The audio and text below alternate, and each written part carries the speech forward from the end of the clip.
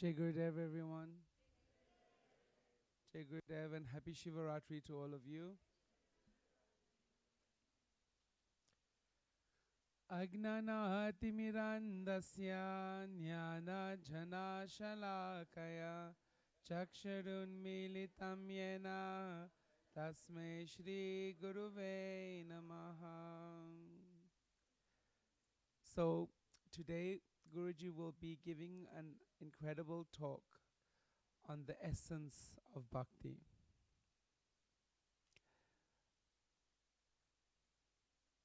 Bhakti comes from the root word bhaj, which means to be tied to something or someone, which implies an absolute dependence on the Lord. If we look at where we are in the world, and if we look at the things that are currently happening, and the way that we've been raised, it is the complete opposite of being dependent on anyone. As Westerners, we are encouraged to be independent. And what that independence means is you earn your own money. So as you grow up, you are prepared for a life in which you enter a system where you earn your own money, you keep your own house, all your success markers are external. So you jealously guard your independence. You jealously guard the ability that you have to do things for yourself. And as you grow, you take great pride in being able to do things for yourself. And you take greater pride if you, for example, have the opportunity to help your parents or to help somebody that you've considered has helped you. But this is the sum total of your experience. You can express this independence in different ways. And then for all of us, because we are here, the Guru enters the picture. He enters the picture, and along with him comes these words, comes building a relationship. Along with him also comes the words, surrender your mind to me. And these are completely the opposite of what we've learned our entire lives. And so it makes the journey towards experiencing this love very tricky. Because does it suddenly make everything that we've learned wrong?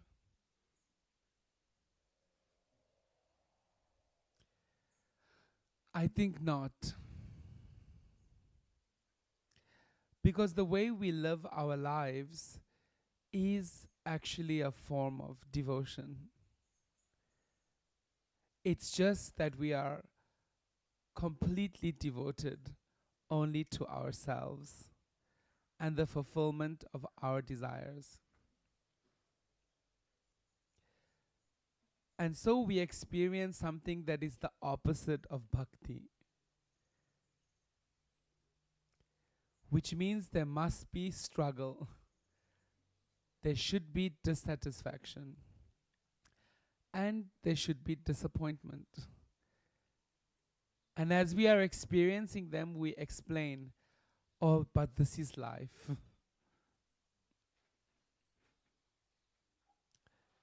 I was in Guruji's room yesterday and he was putting on his tilak in the bathroom before coming down. And we were talking and I was saying to him how grateful I am for everything that has recently happened. And he asked me, what do you mean? And I said, well, I've experienced so many unexplainable interventions. For example, a few weeks ago, 2 weeks ago, um, I had been waiting for a landscaper to come to arrange the garden such that it is beautiful for Guruji when he arrives in South Africa in April. And I'd really waited a long time for her to come. And the day she comes, it rains. So it's not possible to do landscaping in the rain. So I leave for a little while to do to buy some of the things that she needed. And in the area where I was, there was no rain. But as we entered the neighborhood that our center is in Johannesburg, it was really raining. So I come to her and she says, "We cannot do anything. I cannot apply any of the fertilizers. I cannot. It's like playing with mud pies. I can't do anything." And she looks at her weather app on her telephone, and she says, "And it's not going to stop." It went from 80% and now it's at 90%, and she says it's set for the entire day. And so I say to her, "I'll have to ask." So she looks at me and she says, "Who will you ask?" And so I said to her, "Somebody more than me." And so I go inside and she follows behind me, and she's standing, and now she's pacing up and down because she has 10 workers and they're sitting in the vans and not able to do anything. So it would mean an entire day wasted. So none of the plants could go in the ground, none of them. And so I sit at the table and I think of Guruji and I say, "Please, please, Prabhu." And then I feel the feeling of connection, the feeling of his presence. And I stay in this feeling for a few minutes. And the rain stops. First I ask her, "How much time do you need?" She said to me, "At least 2.5 to 3 hours we need." And then I said, "I can ask." So I ask. And 5 minutes after asking, the rain stopped. And it stopped for exactly 2 hours. So all the planting that they needed to do, they did. And then she managed even to do some work in the front yard, which was not in the plan of what she needed to do. And so that work was done. And then another project I was doing required some building with bricks and cement, and required plastering and waterproofing, also does not need rain. And so in my head, the image I can see is of how this is going to look for Guruji. So step by step, the process had like 7 steps, none of which need rain. And all we had was rain. So in the last week, I was trying to push because I know that I'm leaving. And so I tried to ask the contractor who's doing the work, "Is it any possible that you go faster?" And he was like, "No, we cannot do anything if it rains." And again, this time it was on the telephone. I can't remember if he called me or I called him. And then I said to him, Prabhu, please. It's not possible. We need to finish this. I would have preferred for it to be finished before I left. And then he said, oh, don't worry. They will have enough time. And it wasn't possible. So all that you can do is your part, which is to ask. And what it implies is that that person that you are asking, like if somebody comes to your house to ask you, can you please give me some sugar? If you don't have sugar, can you pretend? Can you? You don't have, you don't have. And so the right to ask is because there is the possibility to receive. And so I'm speaking to him, and then we talk about this and talk about that, and then I come to the point of this construction that's going on. And we have had literally rain in the day, rain in the night, rain in the morning, rain in the afternoon, rain. It has just rained like 3 weeks continuously, just rain. Every single day, just rain.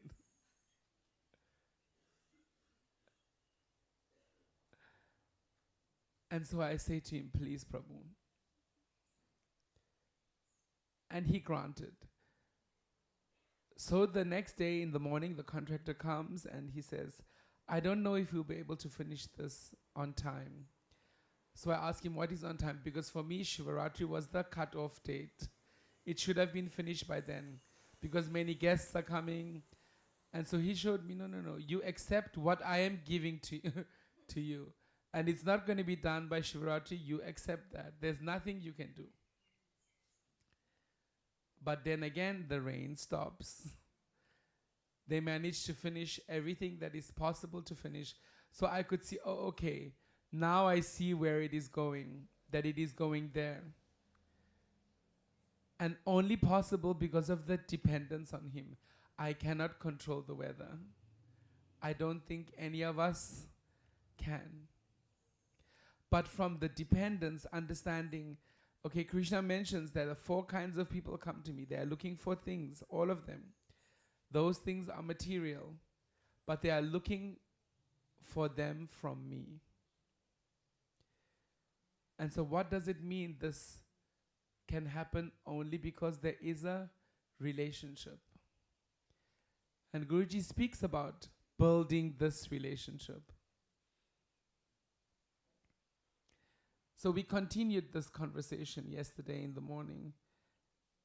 And so he asked me, I say to him, I'm so grateful. And so this was my backstory. All of these things were the backstory for which I am now grateful for him in his presence. And then he says, but why are you grateful to me? I have done nothing. I have done nothing, he says. And he says that everything is already available, like a room. And then I say, but you push us into the room. You give the experience of that room. And then he tries again. He says, no, not me, it's Giridhari. And I say to him, but who has given me knowledge, even of that Giridhari? Then he says, well, that is a different story.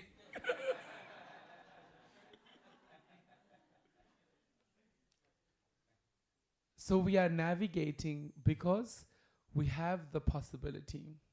He has appeared in our lives. He's, by virtue of being the Guru, he's the one who is taking us from the ignorance of our current experience to the light of our inner reality.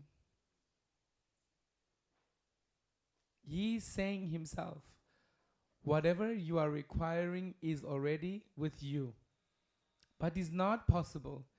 Using the technology that we have available, our thoughts, our intention, even our own will, it has not been possible to reach there. But in the gradual process of building the relationship, what uncovers is that He is with us. And we are tied. By the bond of love, we are tied. And He then reciprocates. I was watching a conversation talking about reciprocation. I was watching a conversation. Guruji was entering into the conversation and asking questions and receiving answers. And then I saw that the person he's speaking to wasn't really willing to enter into the conversation in the way Guruji was directing. And immediately, the reciprocation came from Guruji. So wherever the person was and didn't want to go, he retracted. So the same with this love that He's continuously giving to us. He says, I am giving. It is not my business if you cannot receive. So I've seen that we can be very busy with ourselves, like wrapped up in our own stories and thinking about our pain, thinking about our lack, about our fear, about our, why should we not? It is ours. And at the same time we say, oh please Guruji, you help me. And He appears offering the help. But we have identified it as ours. So we don't easily give it away. So the few things that I've learned in this time is that when we set the clear intention, right? So the clear intention, nothing is clearer than Him. He is there. And He is there to take us from where we are to where we can be. And so the whole process of our mental transformation, the physical changes that can happen, is our spiritual journey. And it's unique to each one of us. So when we endeavor on the journey and we see the obstacles that come, because they will, and we see and understand that He's the one always holding our hands. He's the one putting us into the rooms in which we can experience more and more focus on the divine. He's the one that is both the road, the bridge, and the destination. So when we sincerely approach and we use the knowledge that He's making available to us, Guru Gita, Bhagavad Gita, Srimad Bhagavatam, all these are handbooks helping us to use and grow the relationship that He's making available to us. He is giving every secret. He's giving everything we require to grow into that love. So when He comes now to deliver what He wants to give to us today, be mindful.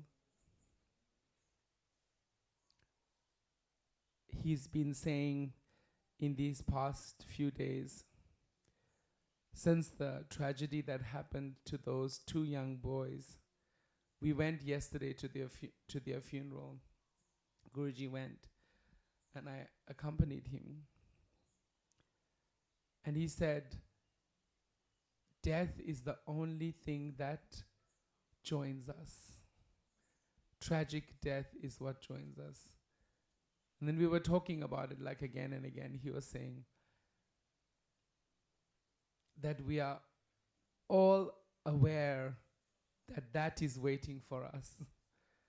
We have all in common that we will die. But the only thing is to use the life that we have, because the moment of our death, it becomes impossible to do anything. So what he is going to give, what Guruji is going to give today to all of us, let us take it to the best of our ability. Let it fall inside of us and grow out of us. Jai Gurudev.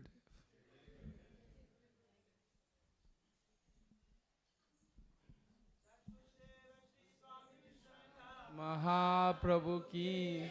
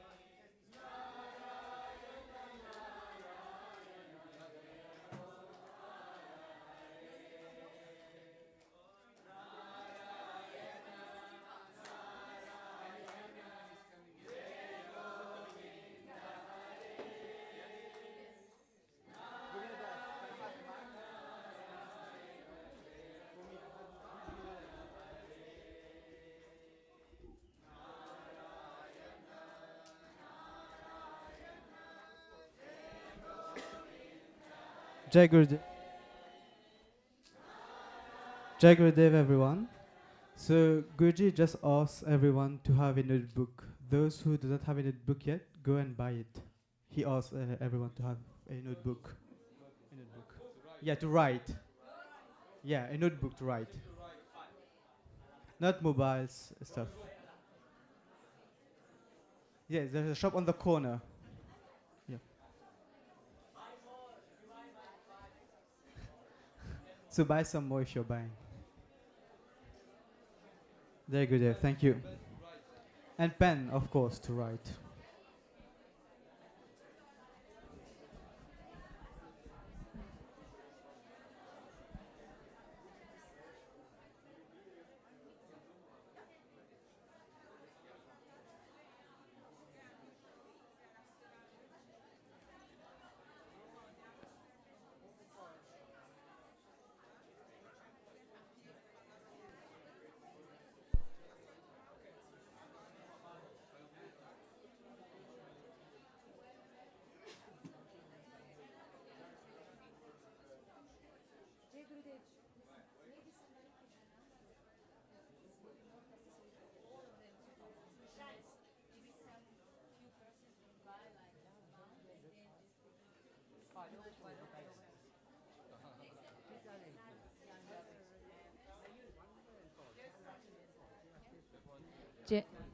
Jai Gurudev.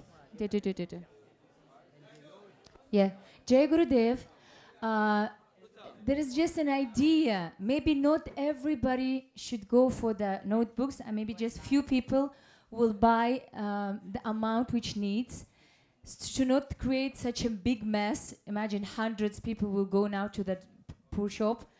So just maybe few people will bring, and then just those who need notebooks will give back money afterwards or during the day. What do you think? I think it's a Yeah, so just find few that people who will go, who will know the amount and will buy it.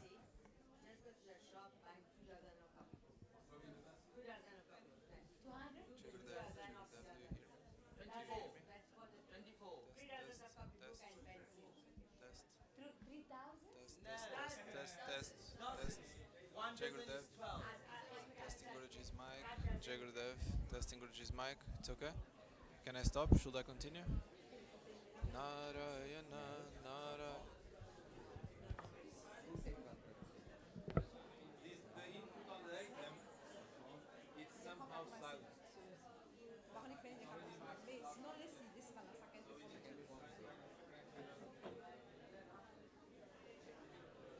Is that?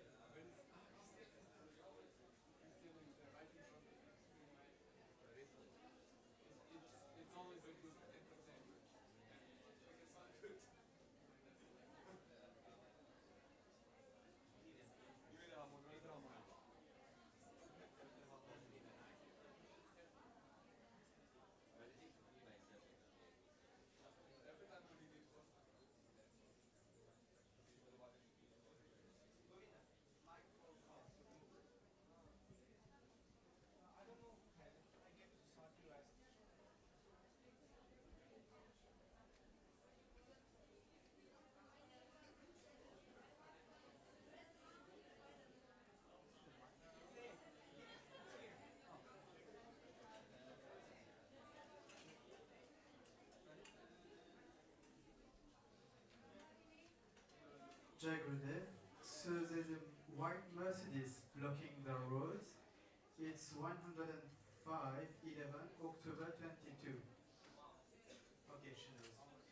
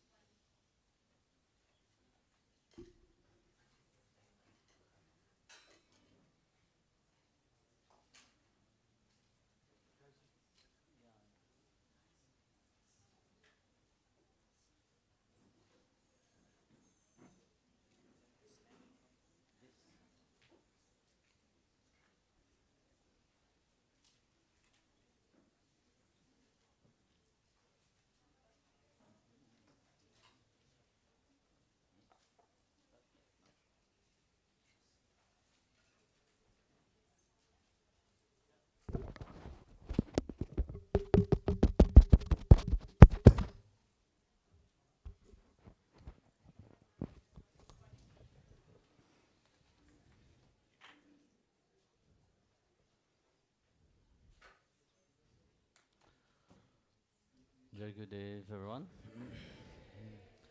Om Agnanam Timrandhasya Jnanam Jana Shalakaya Chakshurum Militam Yena Tasmai Shri Guruve Namaha.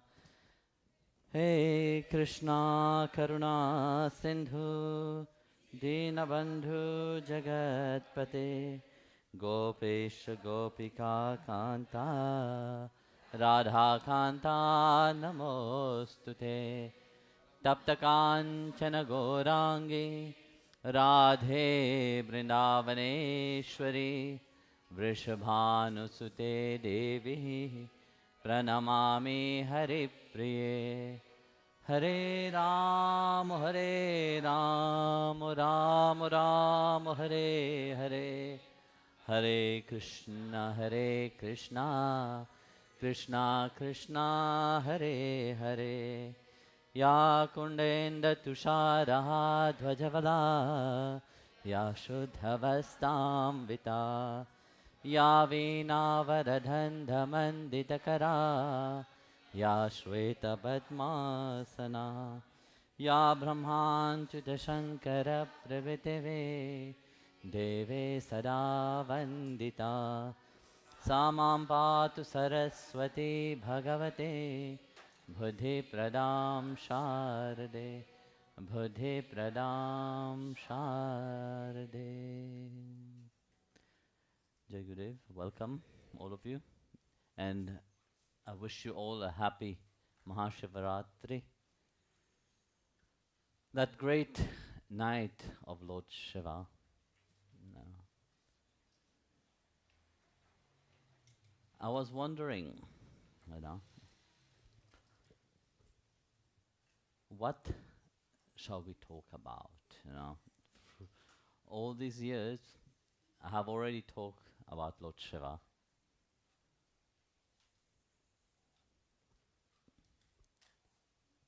But as we are on the path of bhakti,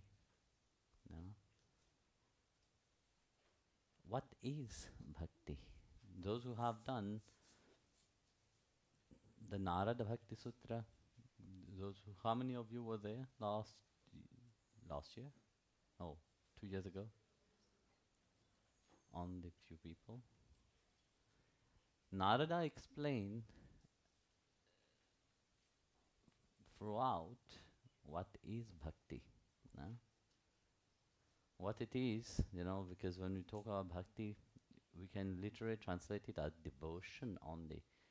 But for a bhakta, bhakti is not just devotion.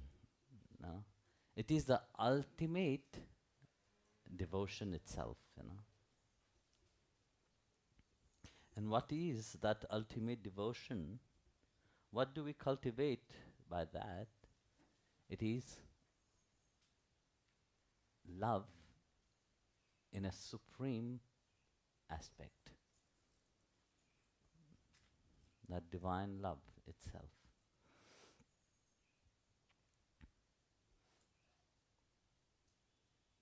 It was 8 days, no, intense, because it was every day 5 to 6 hours. 8 days? Oh, 10 days was it? I can't remember myself. 9 days. 8 days.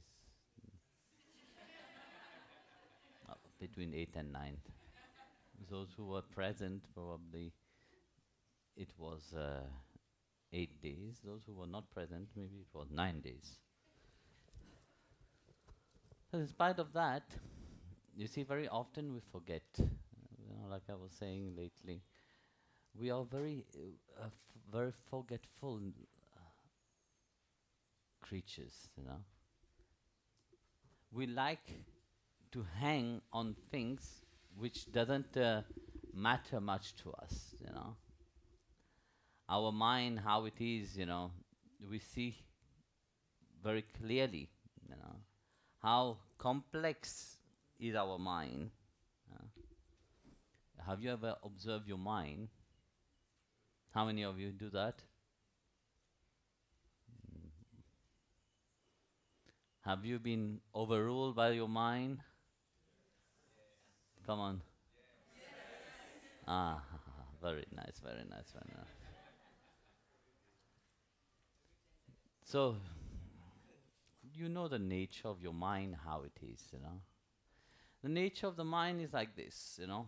The most simple things that we have,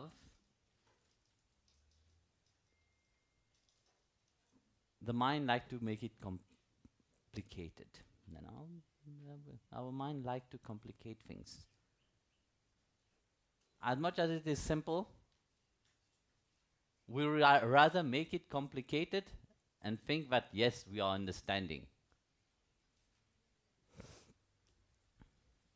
Why is that nature of the mind like this?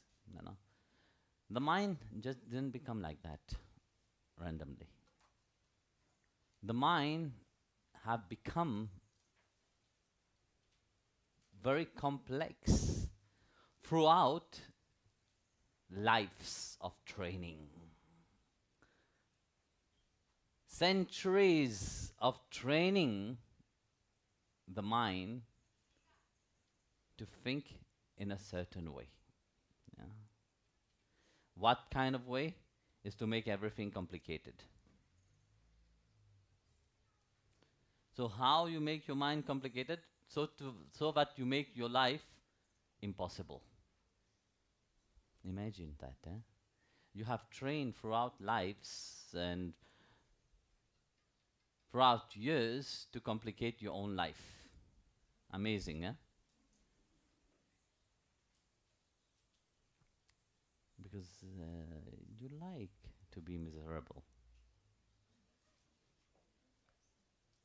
You like to be unhappy. You do everything for that.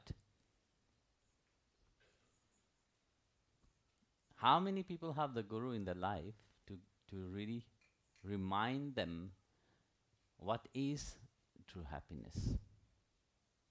Not everybody have that chance, no?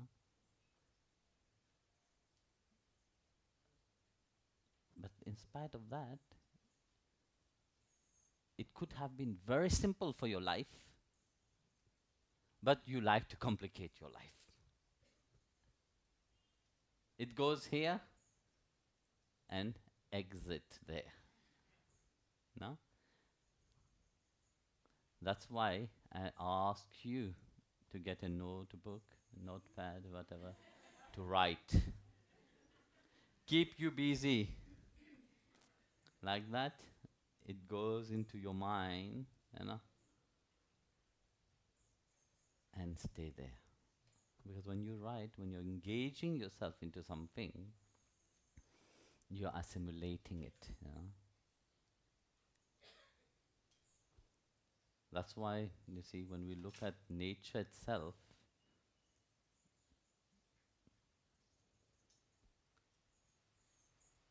nature is very simple. The whole of creation, actually, which God have made, it's very simple. But our mind is not that simple. You know, society have governed our mind in a certain way through education, for condition. You have program that even the most simple thing, which is love, it have to become crooked. And it have to become difficult. It have to become impossible.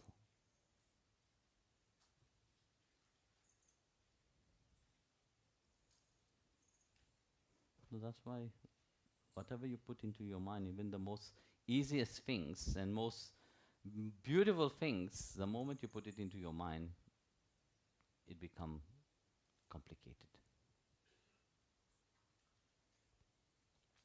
You see, throughout, I have always talked about only one thing, you know. That is love. I have fashioned it many ways. You know, embellish it in so many decoration, so to captivate your mind, just to center you into that. But still, when I see the nature of the devotee itself, you know, sometimes it's very painful to see. Those devotees who have to be simple, Shanti. Those devotees who have to be loving, which you can see that. In spite being on the path of bhakti, a path of devotion, they do always the opposite.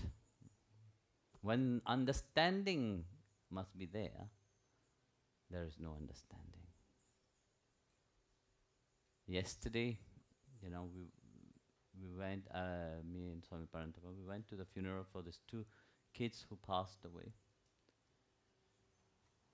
It was nice, actually, to see that there were no religion, there were no color, there were no creed, there were no status. Everybody was there. Death unite everybody. Sarve vasudeva kutumbakam. You know. But yet, you see how religion is, you know. Religion dismantle everything. Religion create harm. Religion and the religious leaders, you know, who represent certain,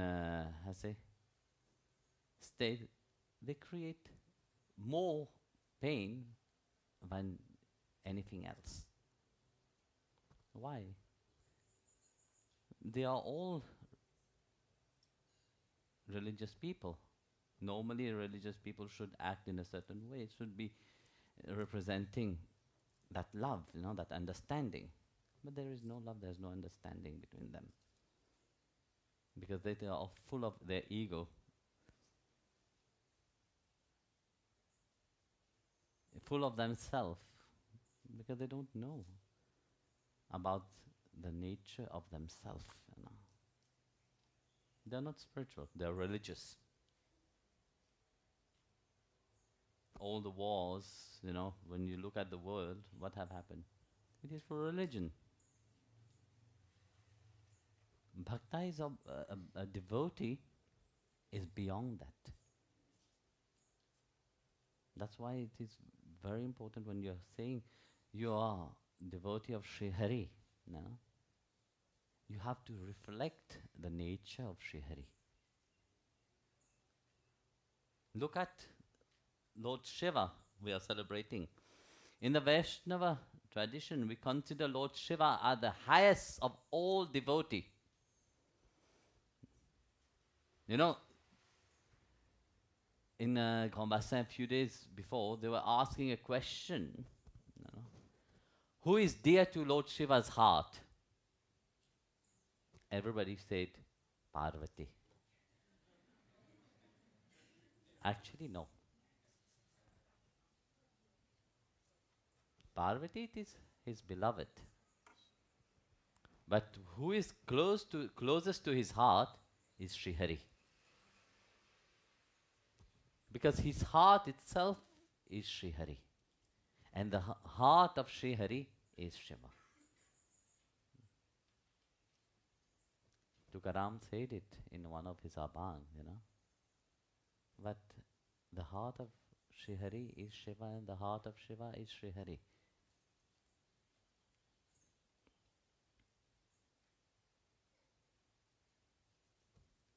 So look at the nature of such great devotee. How is he? Do you think he reject anybody? No, he don't reject anyone. He welcome everybody, irrespective of how you are, with your good or without your good. That's why he keeps company of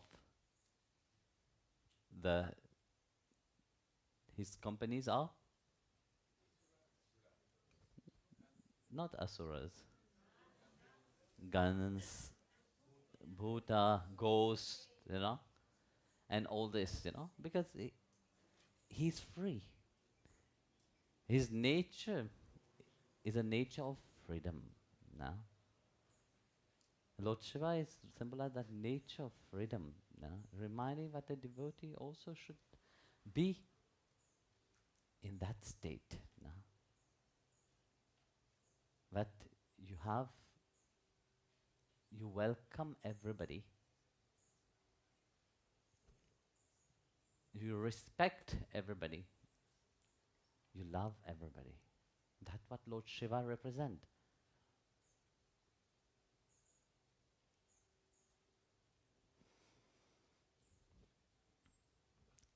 So that's why I said, what will I talk about? Let's talk about the nature of that devotee, nature of that love.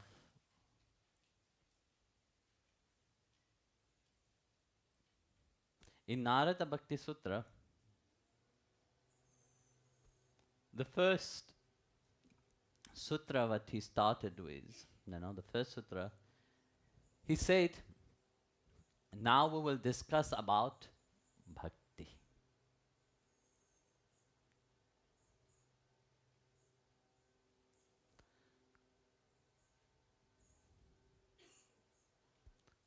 So now we will start similar to what Narada have said.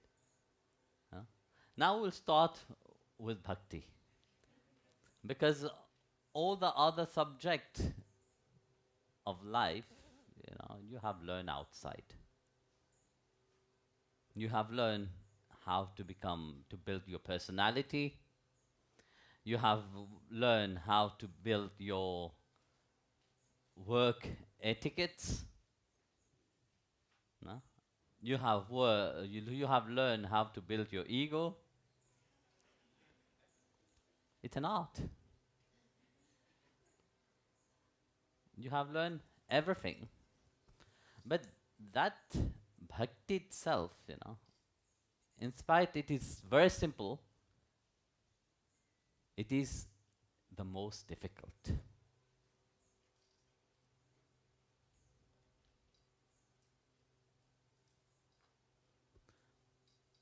So first, like every time, we ask Sri Hari, Vitthal Giridhari, to bless all, so that you can really be absorbed, and not just absorbed, impregnated with that deep significance of love. But that goes deeper inside of you, but you don't forget about it very quickly. You become like a rasgulla. The rasgulla first is prepared as I call it milk, powder milk. And then what is done? It is fried, then it is soaked. So you have been prepared, you know, you have been prepared for countless life. Even in this life itself, you are here, you are prepared. You have been baked. Yes or no? Some have been baked more, and some less. I would have made a joke right now, but I better keep that joke for me. Those devotee knows.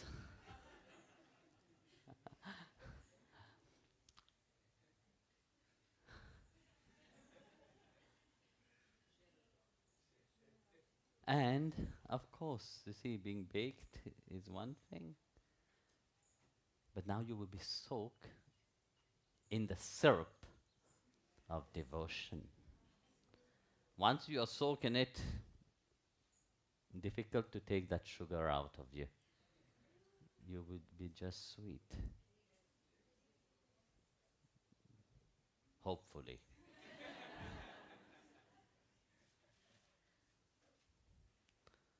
So to have a garland, what we call a garland is not one flower. What we call a bouquet is not one single flower. A garland is multi flowers, which have been arranged and stud on a thread, all together. Then you have a beautiful garland or a pearl necklace.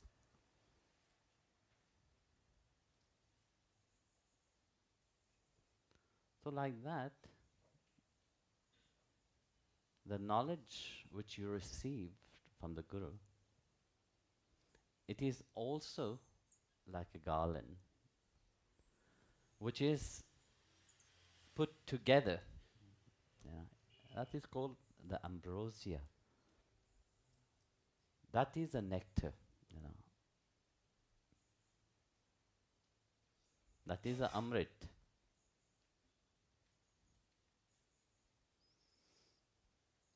The rishis, the saints, the sages, that's what they have been given. That the beauty of really bringing and reminding mankind of who they are and how to attain to their true nature, which is to attain first to self-realization, then to God realization.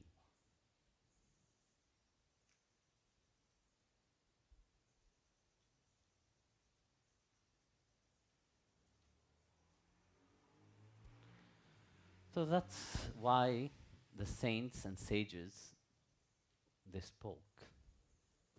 They talk. They know what people don't understand. But you see the nature why they talk. Very often we think that everything was fine in the past.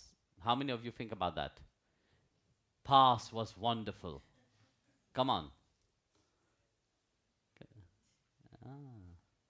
It was peaceful, was joyful. Everything was shanti. Yes or no? In the mind, you see, we have a notion.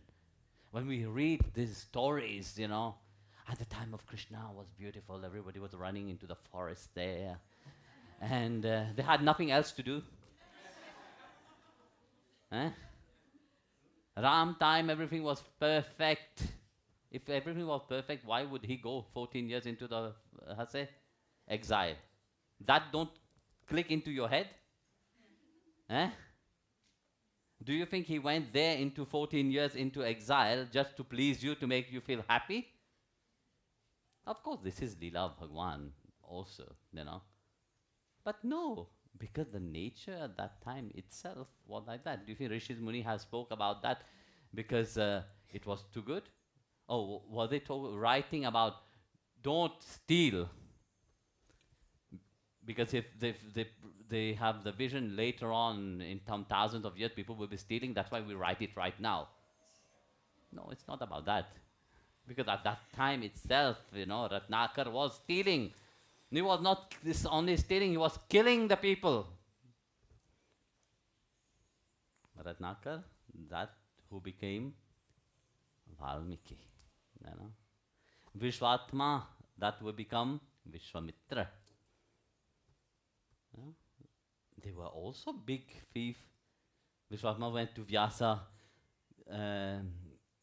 ashram, wanted to fight and wanted to kill him just to steal Kamadhenu.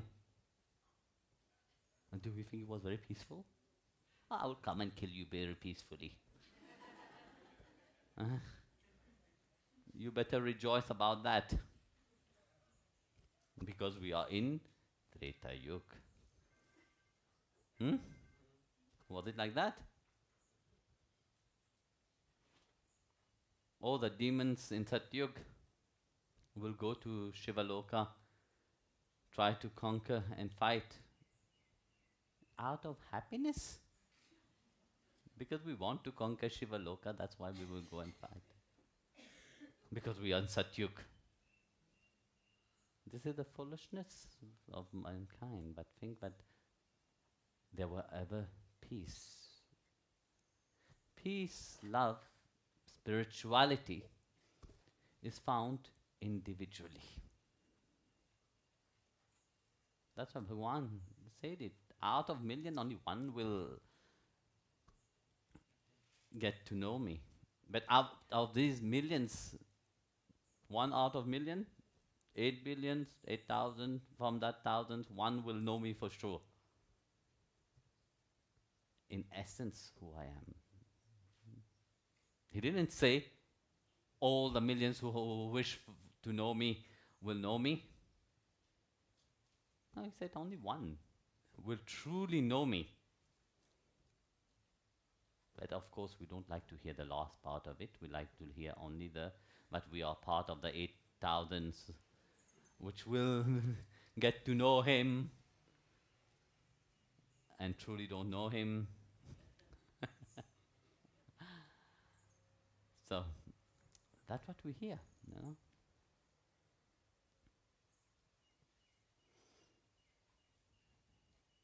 So our mind is absorbed into a magnitude of human suffering.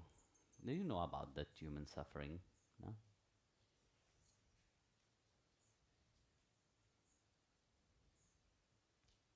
So we know about the world. We know the limitation of this world. No? We know what kind of happiness does this world give. Happiness now, everlasting pain afterwards. But sadly is what everybody is running toward that, that magnitude of suffering.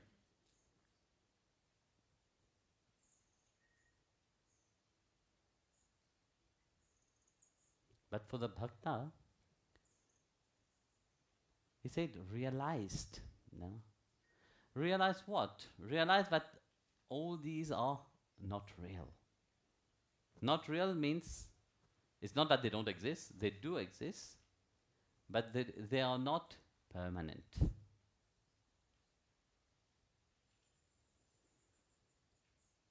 They are impermanent. It is all an illusion. Everything which is created is perishable.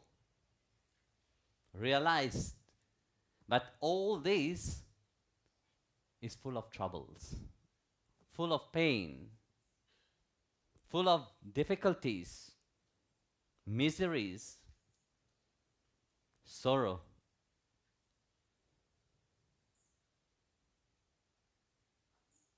And it's full of tribulation, You have to strike For everything what you do, you have to strive. Strive strongly.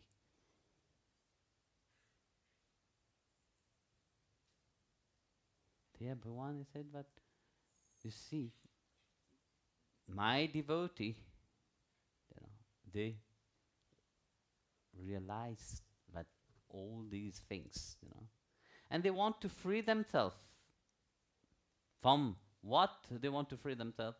They want to free themselves from that cycle of birth and death. Just freeing one from the cycle of birth and death is not the aim for a bhakta. The aim for a bhakta is to endlessly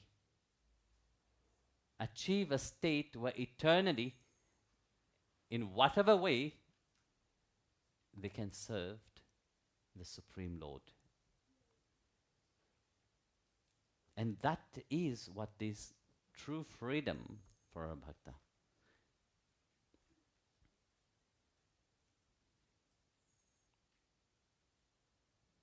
Free from the cycle, of birth and death. Free from getting all these wrinkles when you get old. You will be everlasting youth. You don't need to look at yourself in the mirror. Oh, there is some mark here and there. Free from diseases.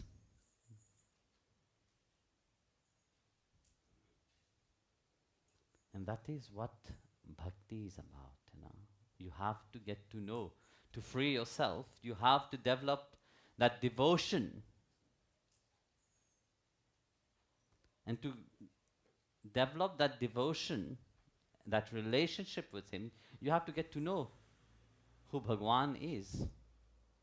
Who is God, We can't just say we believe in God without knowing who He is,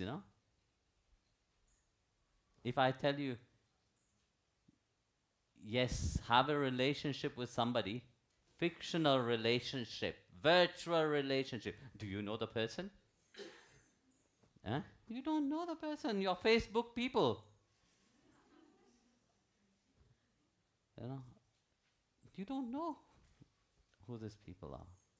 Nowadays everybody have millions of friends on Facebook. Yes or no? How many of you have million friends on Facebook? Nobody? You're very sad people.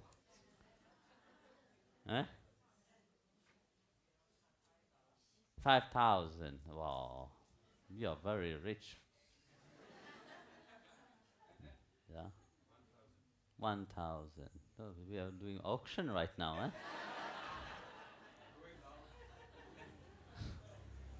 Aradhaka is the most famous, and above all, Shankari Dasi is more.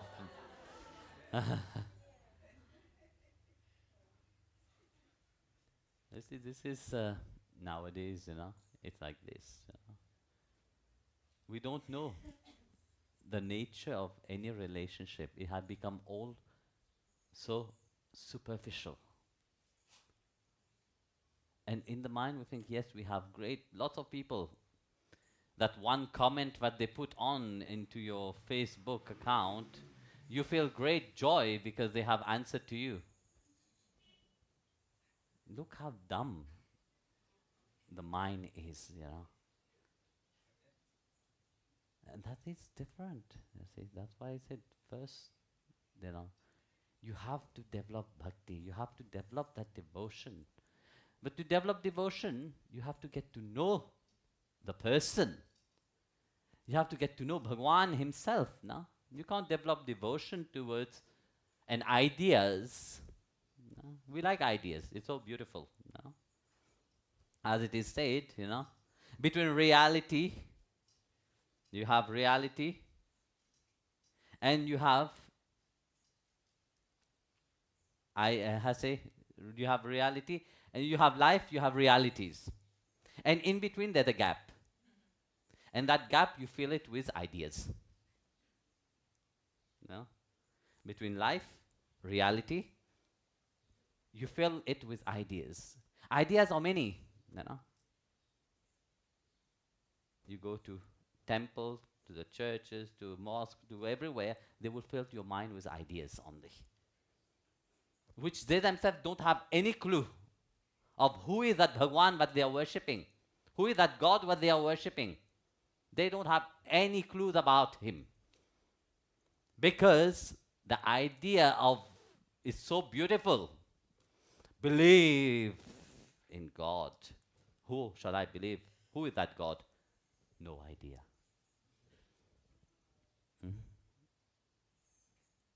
You keep filling that gap inside of your mind of ideas, but yes, this is like this is like that, this is like this. Do you have any clue? No clue. Like I was saying, you come to listen to satsang. Narada Bhakti Sutra, 8 to 9 days, they don't even remember. At least the Gita was 18 days, because there's 18 chapter. Very convenient to remember.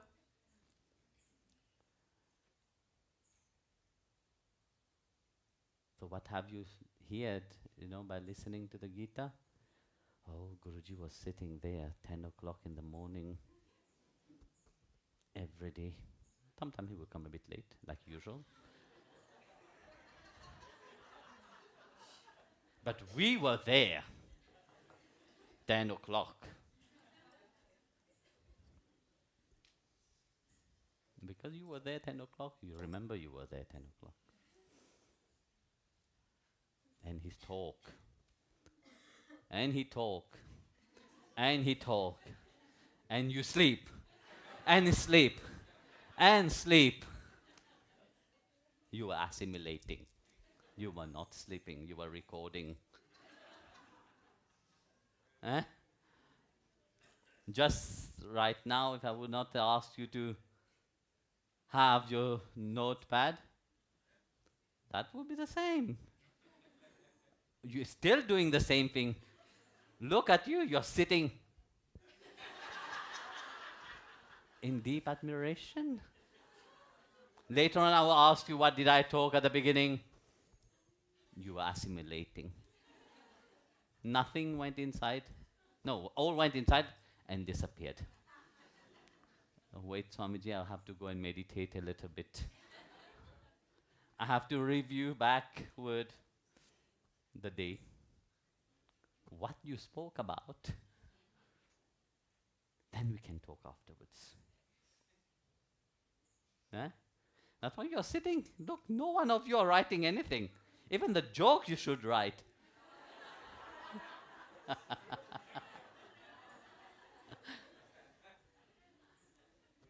So that you can, later on when you read it, you can sit and laugh.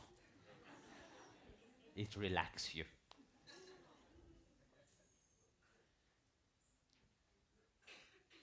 But no, you would rather sit in admiration. I don't care. You want to sit in admiration, you will be the one which will lose, not me. So, right. So that's why, you see, people like ideas about things, They have built their life on ideas of how their life have to be. That's why there's so much frustration in their life. Because what idea they have filled their mind into with, their life is not going toward that. What will awake? Frustration. Because you don't know. You have just ideas about things. But when we say to develop devotion to Bhagwan,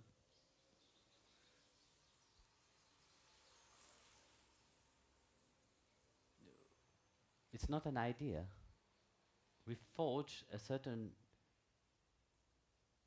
truth, about that relationship. We go into the mystery of an eternal relationship between the Supreme Lord, Bhagwan himself, a mystery about the incarnation, each one who have come here, who have incarnate into this world,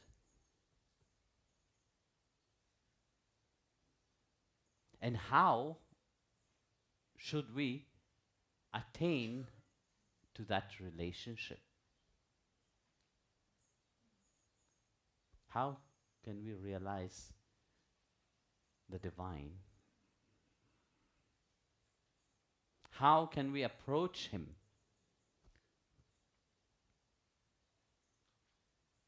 How can we attain to that supreme consciousness, that divine consciousness?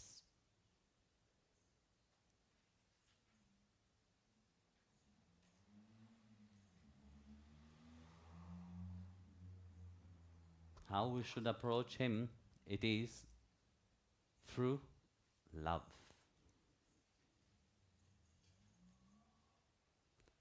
Here, yesterday I was saying, we have two words of love. We have prem and we have pyar. Human being, we say pyar, but Bhagwan, we never say pyar. We say prem. That is supreme love towards Bhagwan himself. Bhagwan can be approached only by that supreme love, which he have placed inside, That supreme love is already part of our being.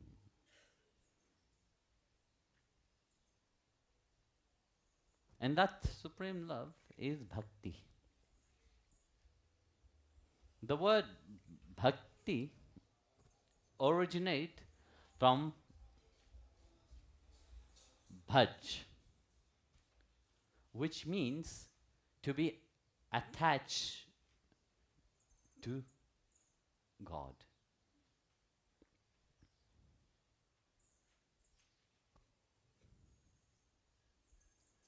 How we attach to God? Bhajan, bhaj again is there. When we are singing the name of God, it's not just a beautiful voice, but there is a certain attachment that is developed. There's a certain sentiment which is developed.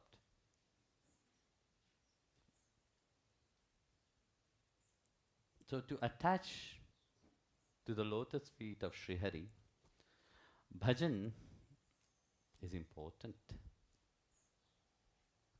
Bhajan means also whatever you're doing as kriya. Kriya means work. But you remember the divine in everything.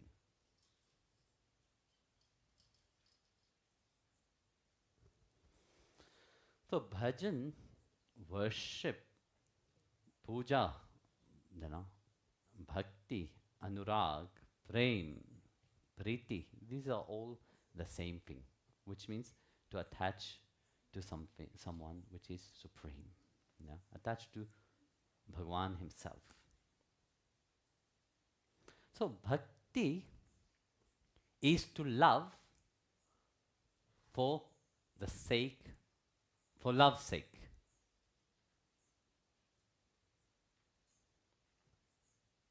Somebody come to me, very often they come and say, Guruji, how can I love?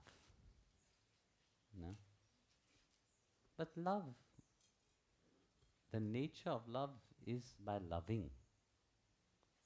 You can't not love and want to love. The nature of love is by loving, and it grows in loving.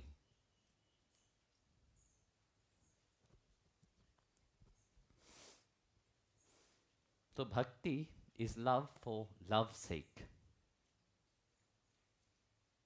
And into that, the bhakta, they want God, they want their beloved. nothing else, no one else, only their beloved. But even if that is there, they love without any selfish expectation. They love the beloved without any selfish expectation. Look at our human love. Huh? In our human love, we love, whether it is a parent toward the child toward the parents, husband toward wife, wife, husband, boyfriend, girlfriend, everything, how we love, have a certain expectation into it. We may say, no, no, no, it's my child, I love that child unconditionally. But just see, one time the child doesn't agree with you, you will see how unconditional is your love towards your child. How unconditional is your love towards your partner. How unconditional is your love that you have inside of you. They know it's full of condition. It is selfish. There's always an expectation into it. That's why I said earlier, we have trained our mind to be complicated when love is so simple, but we don't want a simple love. We like to complicated things, So because of our selfish nature, we expect things, We can say as much as we want, no, I just love him. I love Guruji. But there is an expectation behind. It is not selfless. No, it is not. You still hold so tight to your mind. You are not devoid of your mind. Your mind is still well active. There is a certain selfishness into it. But there is selfish, as a selfish motive, I want to possess this, I want to have this. But then there is selfish, which is good. I want. I know I will not get it the way I want. But still, I will. This is also lingering inside the mind. The delusion of the mind.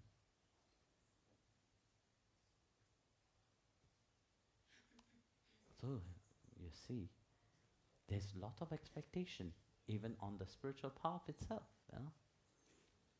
We pray to God, we do our sadhana, there is an expectation behind. Is it without any expectation? Yes, Guruji have said, don't do it with an expectation. Yes or no? But how you do it?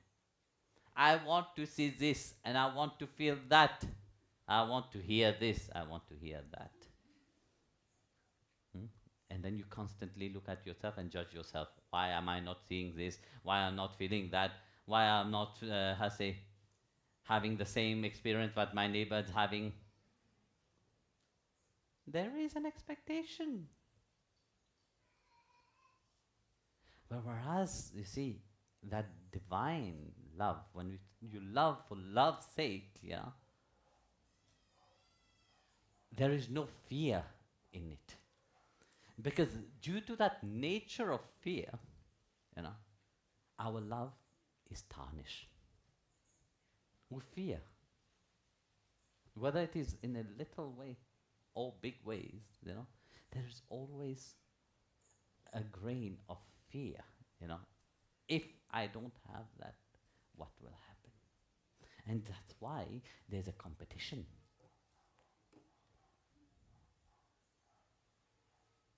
You think that by being into that competition, I will be free.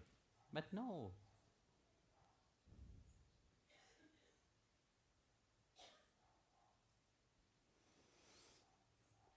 In the nature of really, truly loving, there is no fear, not even a single grain.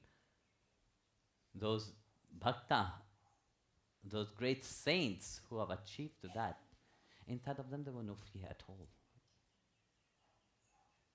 They were thrown into that ocean of bliss, where they have been soaked like a rasgulla, and they have become Paramahamsa Rupa. They have become that supreme aspect of love, you know. They have become an embellishment, fully absorbed of Bhagwan himself. There's the reflection of them, their aura field, their shine reflect only their beloved Lord. Not their imperfection, not that little grain of fear itself. No.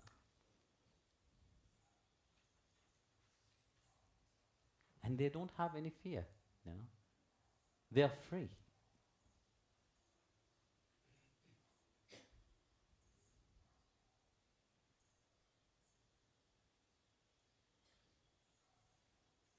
Just like a wife is not afraid of her husband.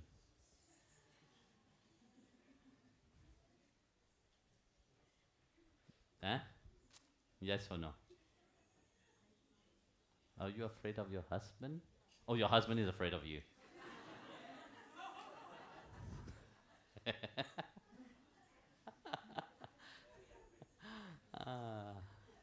It's either or, you know. But there is this nature of fear in human love. Either you are afraid of your wife or your wife is afraid of you. And there is security from both sides, you know, because that's what you are looking for. When you are looking for security, you will be fearful. Because you will never get that security. You will fear always, but what am I losing? So the whole nature of being free disappeared from you. That freedom disappeared completely from you. So in bhakti, there is no fear.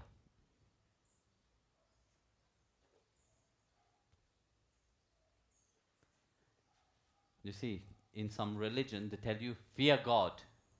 Nah? Many religion tell you, yes, you should fear God. You know, because here, you know, you are sitting here and the tyranny is up on you. Eh?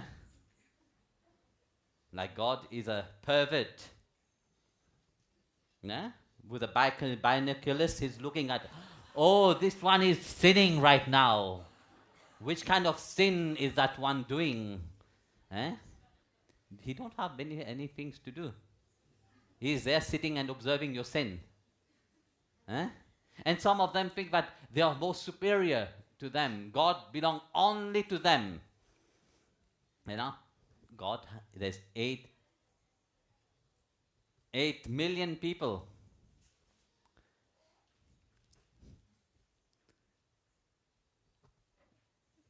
Laisse-le tomber, laisse-le rentrer. Le grave une vidéo. Shivling là, il t'attend de l'eau.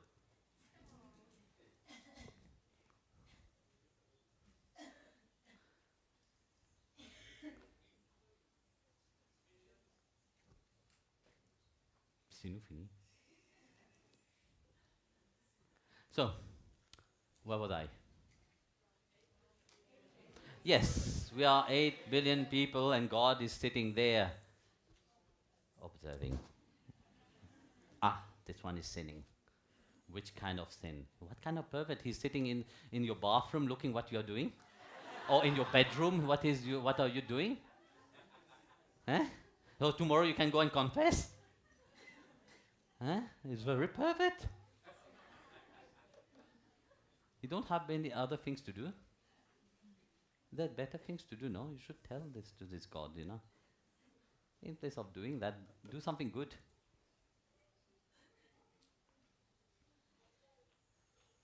That's why they tell you, fear God. You know? That's why they have created a hell, so that the hell that you put inside of your mind, then you can go there. But in bhakti, Bhagwan, Narada said, don't fear God. Because your nature is love. No? And your relationship to Him is love. And into that love, there is no fear at all.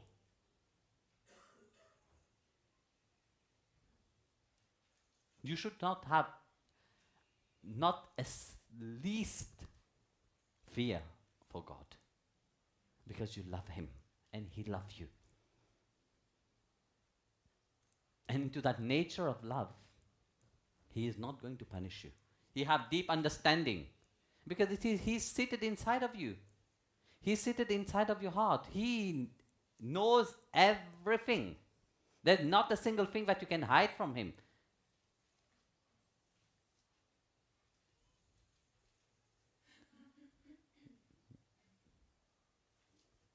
So that's why I said, don't have any fear. Love doesn't hold on to fear. You should not have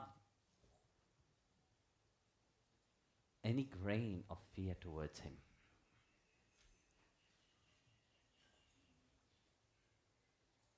You should not fear that He will punish you. He will retribute you. No.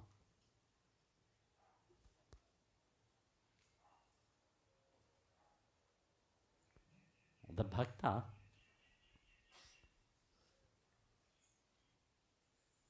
feels, believes, conceives that beloved Lord, Sri Hari, is an ocean of love.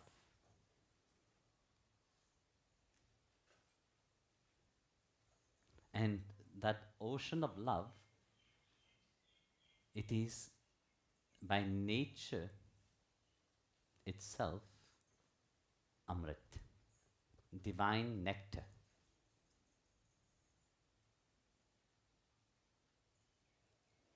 So Bhagwan,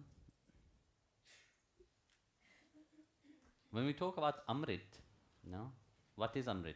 Is the elixir of immortality. Bhagwan is that immortality. Bhagwan is peace, absolute, ananta, infinite, intelligence, consciousness, eternity, bliss, nirvana. Bhagwan is freedom, perfection. These are all His quality.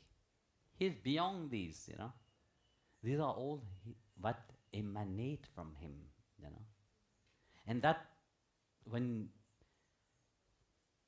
one have bhakti, one develop that devotion, one attain to that same immortality. Bhakti have to free you. Bhakti have to remind you that you are that eternal self. Bhakti is that immortality. Bhakti give you that immortality. Bhakti is that nectar, that devotion. Devotion is that nectar. Devotion is that supreme bliss.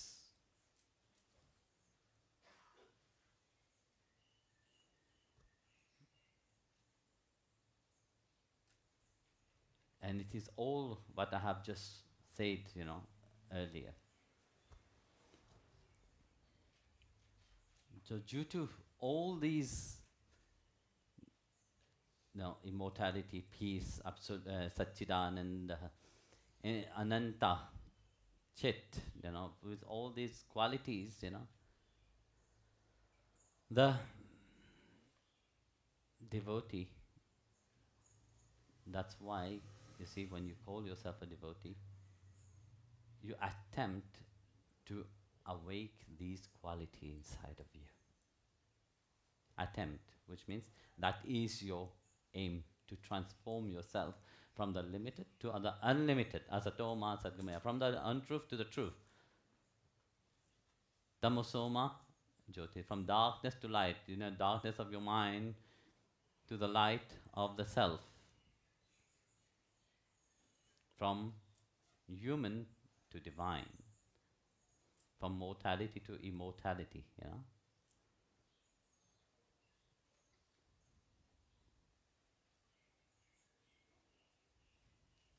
So that's why the bhakta love for the sake of loving.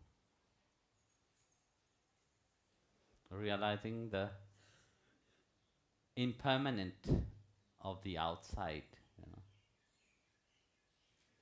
Even the pleasure that you derive from the world is not constant.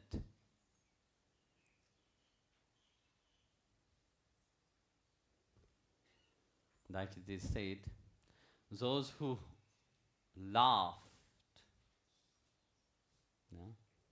you laugh for 5-10 minutes, then you have hours and hours of weeping waiting for you. But have you seen the devotees, how they laugh? They laugh hysterically. Not only 5 minutes. They keep laughing.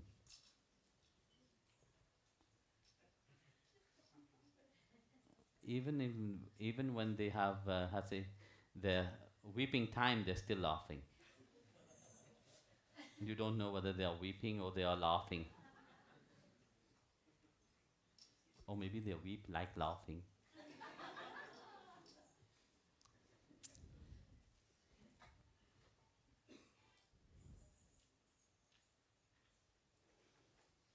So realizing that there is no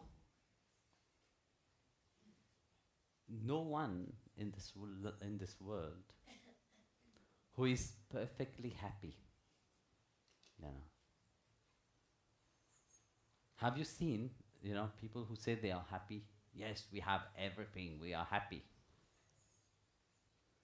We say, look, millionaire people, billionaire people. This is a very beautiful example. They have billions, but they are all walking with bodyguard. Huh?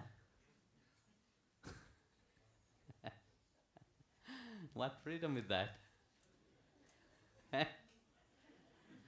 Have you seen poor people walking with bodyguard?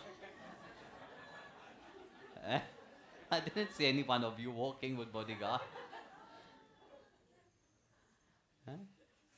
No. Even spiritual leaders, when you go to India, you see they have people behind them with big, big guns. Once I was in Kumbh Mela, and one of the guru invited, and wherever he would be walking, there would be somebody carrying I would not say Kalashnikov, but a gun. And I was looking. What?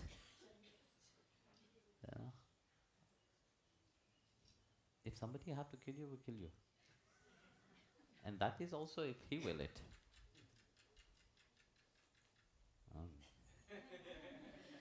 Even the lizard is agreeing with that. No, but one said it, when the time comes, it doesn't matter what, it will happen. How it happened, Yamraj had become very expert. We were talking with Parantapa. Nowadays, you hear people how they died. It's an art of dying. In so many ways. So you see, if you sit and analyze, even those which is billionaire, they are full of cares, worries, anxiety, fear. They are constantly afraid of the enemy. They have to guard, themselves. Do you think they sleep happily on their pillow at night? No, they don't. They have to take pills to sleep. If pills don't work, they ask for injection. Look at Mr. Jackson. He could not.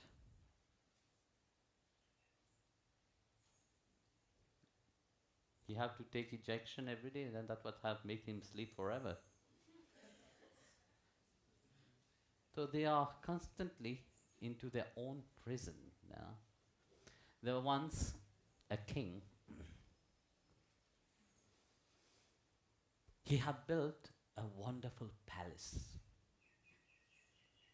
Now, he had built a palace which have only one door.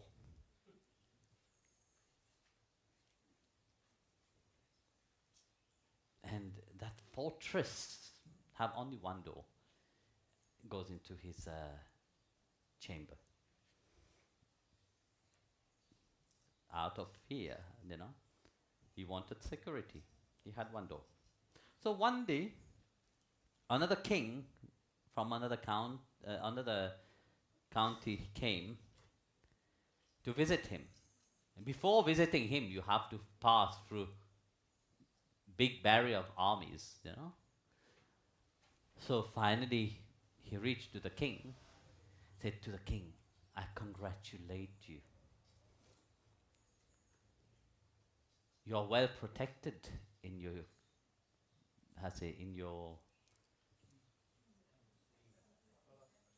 into your fortress, But I was wondering, you have one door. Why do you have one door? And the king said, I want to be like that. Nothing can harm me. I'm fearless. I'm sitting in my fortress. Nobody can enter. But then why you don't close that one door itself? Like that, you don't need to fear anything. You don't even need to have this 100,000 of soldiers in front.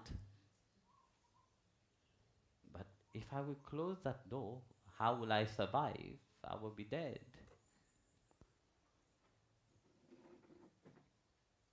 Then another fear, the fear of dying, no? So how can you be free?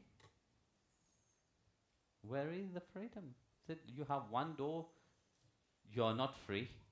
You have no door, you are not free. Then better open all the doors. Be free.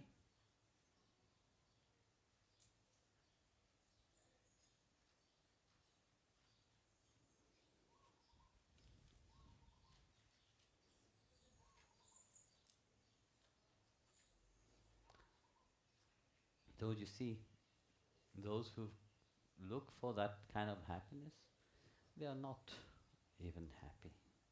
They are the most miserable because they have, you see, the prison outside is one thing, but worse prison, it is your prison of your mind, which you have created for yourself.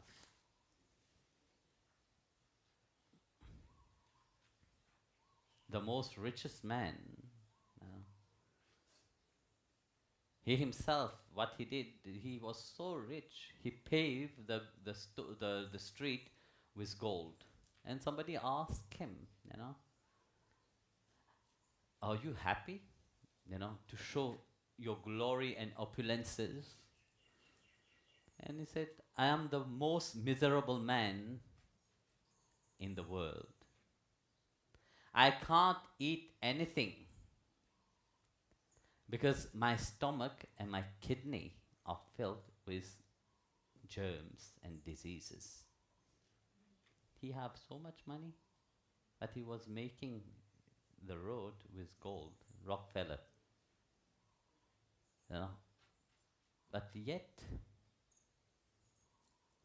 he's the most miserable person.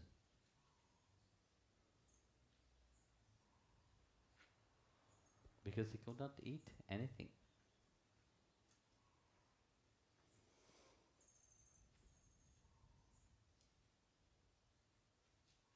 So into that state, that most richest person was always restless. A bhakta is not restless. Bhakta is always engaged with Bhagwan. When you do Namasmarana, you are always engaged with him.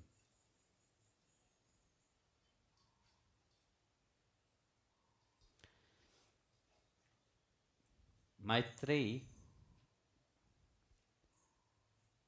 asked a question to her husband. She said, "O my Lord, can the wealth of the free world give me immortality?" So Yajnavalkya replying, "Certainly not, my beloved.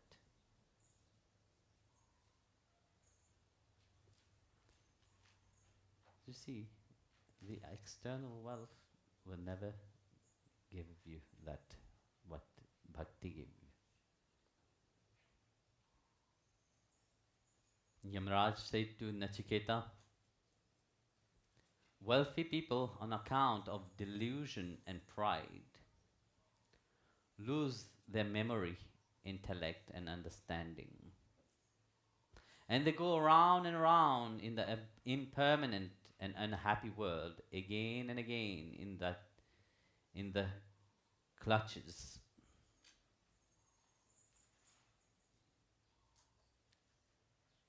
Wealth and women are tuned snares to entrap the worldly mind people, whose mind are filled with lust and greed." Here you have to understand, it's not about women in itself.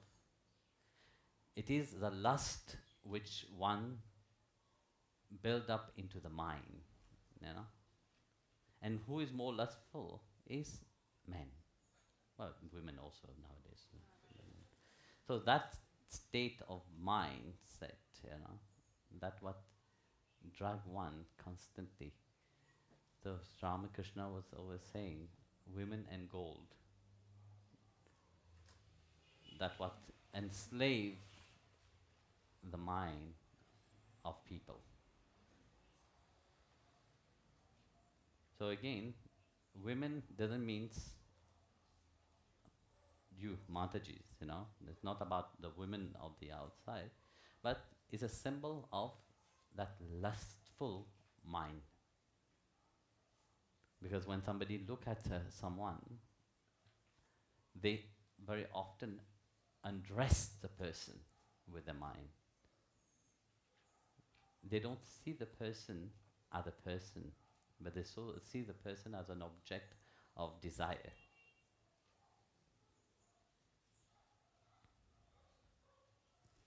And the object of desire is always very greedy.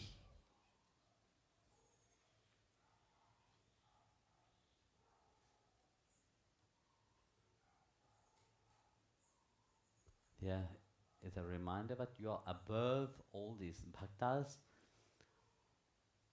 The devotee of the Lord is above these things.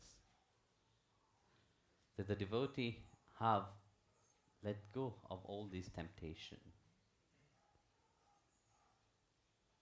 And in this world of diversity, you know,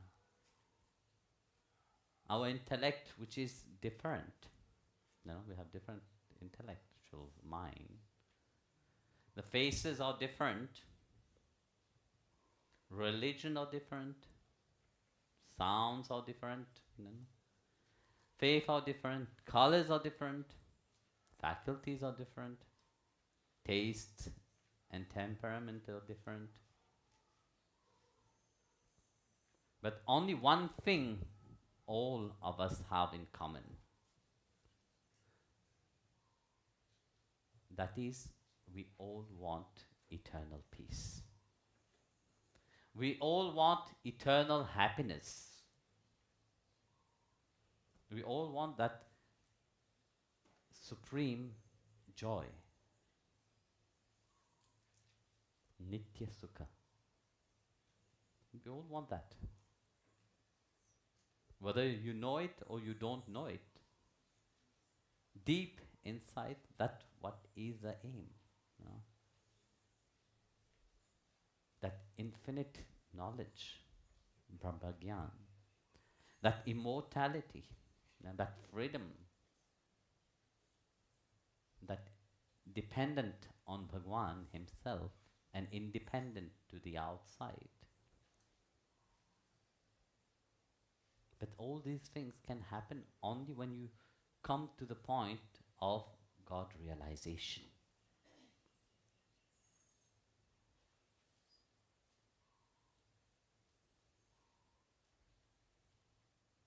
So by attaining God realization, one become perfect.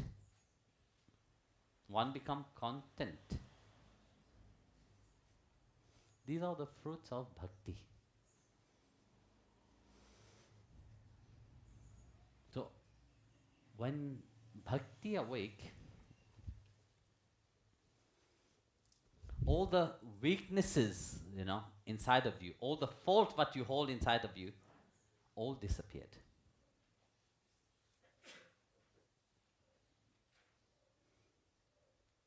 Earlier I have said, no, how can we love God if we have not seen Him? No? Yesterday I was telling to Parantapa, you know, you see, it's good to have the deity to worship,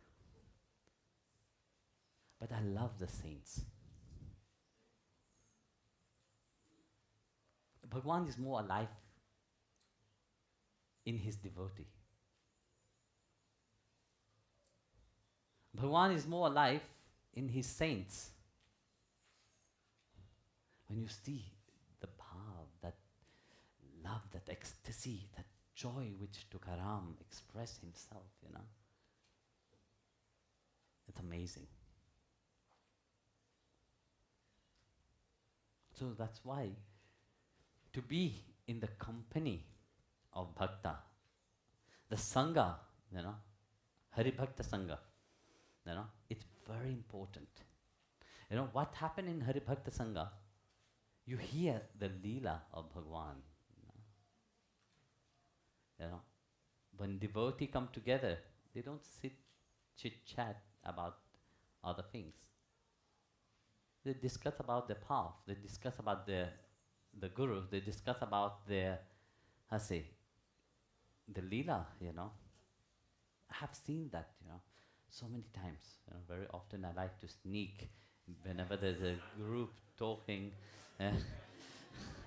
When Anantajita Das is talking on the, doing his Croatian Sangha, and behind I like to come and tease them a little bit. Also when the Italian Sangha are doing that.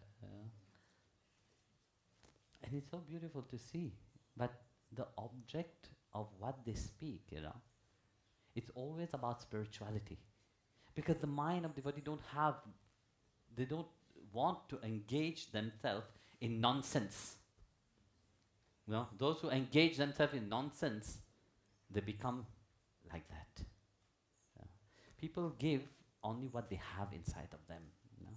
If they don't have that bhav inside of them, they don't have that bhakti inside of them, they don't have that love inside of them, what would they throw out? Only that rubbish that they have. Yeah? They can't throw anything else.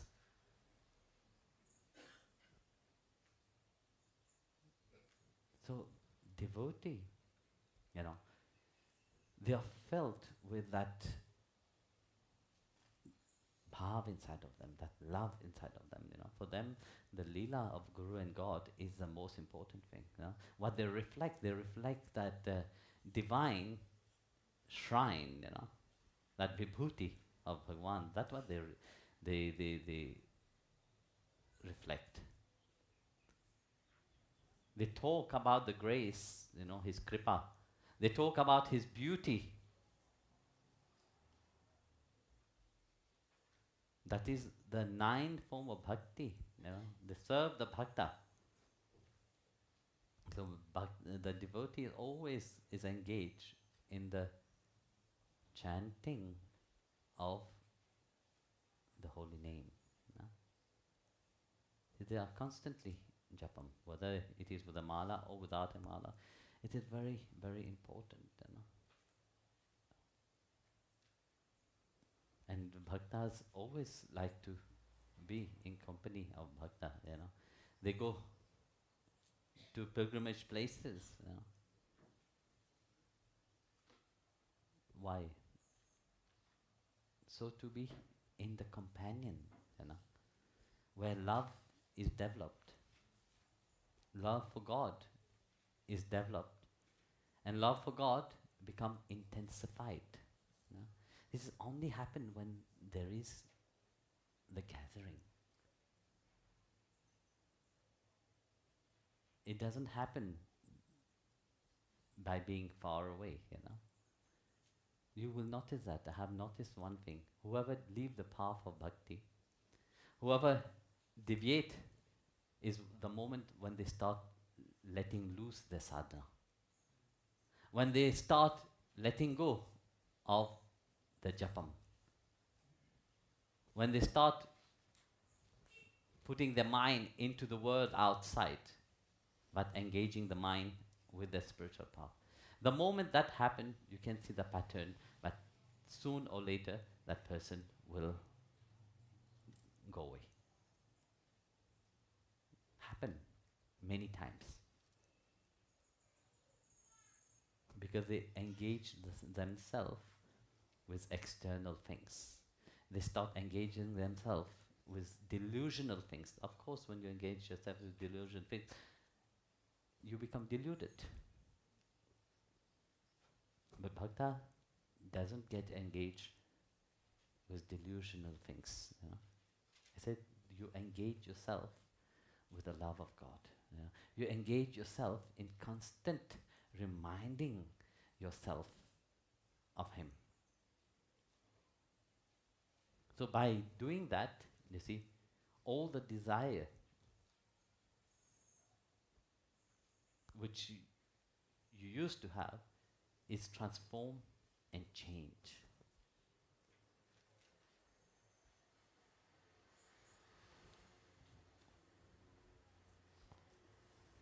The one doesn't get deluded in the outside, you know.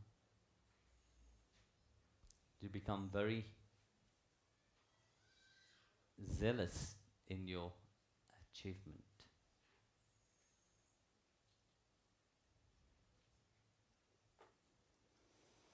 So then the question will be, why does desire manifest? You know, one will ask the question, why is it like that, you know? When we are all born divine, no? The divine is inside of us. Then where does all this desire manifest itself? You know? This is on account of ignorant. Because you have that, your ignorance about the self. You don't know who you are. When you look at the outside, you know, people doesn't have any clue. But they are a spark of the divine inside of them. They are running everywhere, but they don't run to get to know themselves, you know. They are learning, studying so many things, so many philosophies, so many educational things, you know. But they are more deluded than ever. You think by education, what is education? Make you a better human being, no? Firstly. But the education outside doesn't make you a better human being. You know? It's opposite. The education system is not about building you, make you somebody. No, it's about destroying you. Make you a slave to the same realm which everybody, where you can be controlled. Yeah, make you a marionette, but Yes, they can do whatever they want with you. And that you can see. Because avidya, because of ignorance.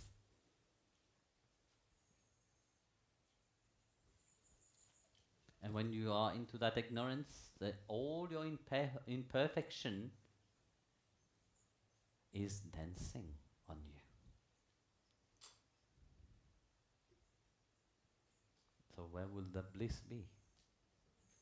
The bliss, that deep feeling of love. I'm not just say love, because the ignorant people also love. But they love in an imperfection way. They love in a limited way. They love only for a short time.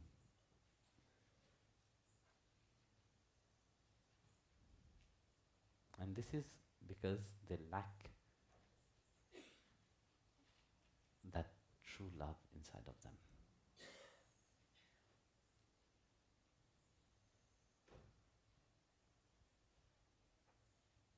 So to have this love, we aim to have a glimpse of Bhagwan. Darshan, no? Darshan means to see, to have a sight. But darshan means also where desire, unwanted desire, is burned. That when you come for darshan, and the Guru is looking at you, but you are thinking Guru is looking at my eyes. Oh, how beautiful is my eyes. You open your eyes like this. Nah. Yeah, even in darshan last time, thanks God I don't see these things, because the moment your atma presents itself, everything is disappeared, only the atma is stayed. But then when you come back to the sense, it's a fraction of second, of course, you see the person not far away, we are just near to each other, trying to open the eyes bigger.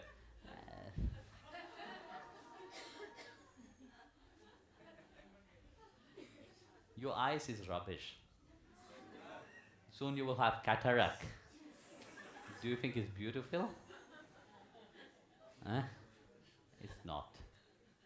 Soon you will enter the tomb. It will become white. Do you think there's beauty in that? No.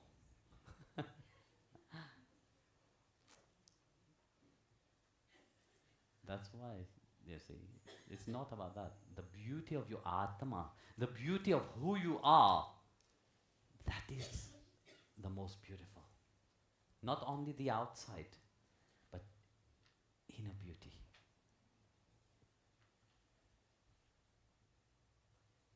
That inner beauty, you can feel it. When bhakti awakes inside of your heart, everything is transformed, whether the external or the internal, all is transformed into the image of that supreme beauty. Bhagwan shine through the bhakta.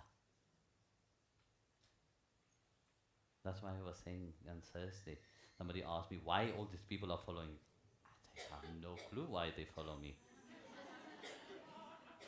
Maybe I tell you nice things you are happy to hear. I don't think so. You have read so many novels in your life. They were also very beautiful novel, yes or no? But do you take them, carry them with you? No. There must be something that connects us, no? And that is not this, no? It is what we hold inside. That deep relationship, that what is called darshan, actually. When you have that glimpse of, I know this person, I have seen him somewhere, but I don't remember where. For sure not in this lifetime, but I have seen him somewhere. Where is this recollection happening? It happened in our Atma. The recognition, my Atma recognized you. And your Atma recognized me. This is beyond the limitation, beyond the understanding of the mind.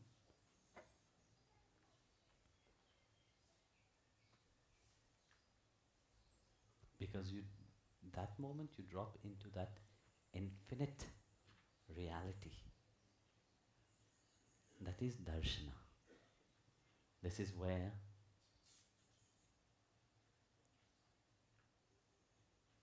all the unwanted things that you have inside of your mind built, that disappeared. Just by the recollection, that fact, that that knowing, that feeling itself, that is darshan.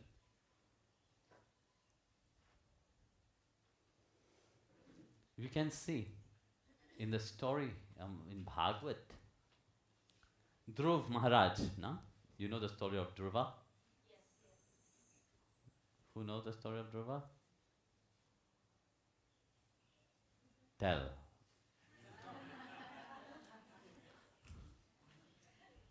Anyone? Any one of you just get up, take a mic and tell the story. In short version, please.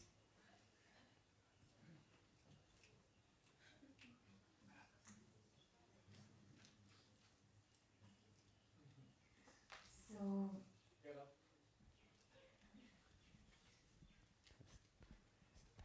Dhruva was the son of a king, and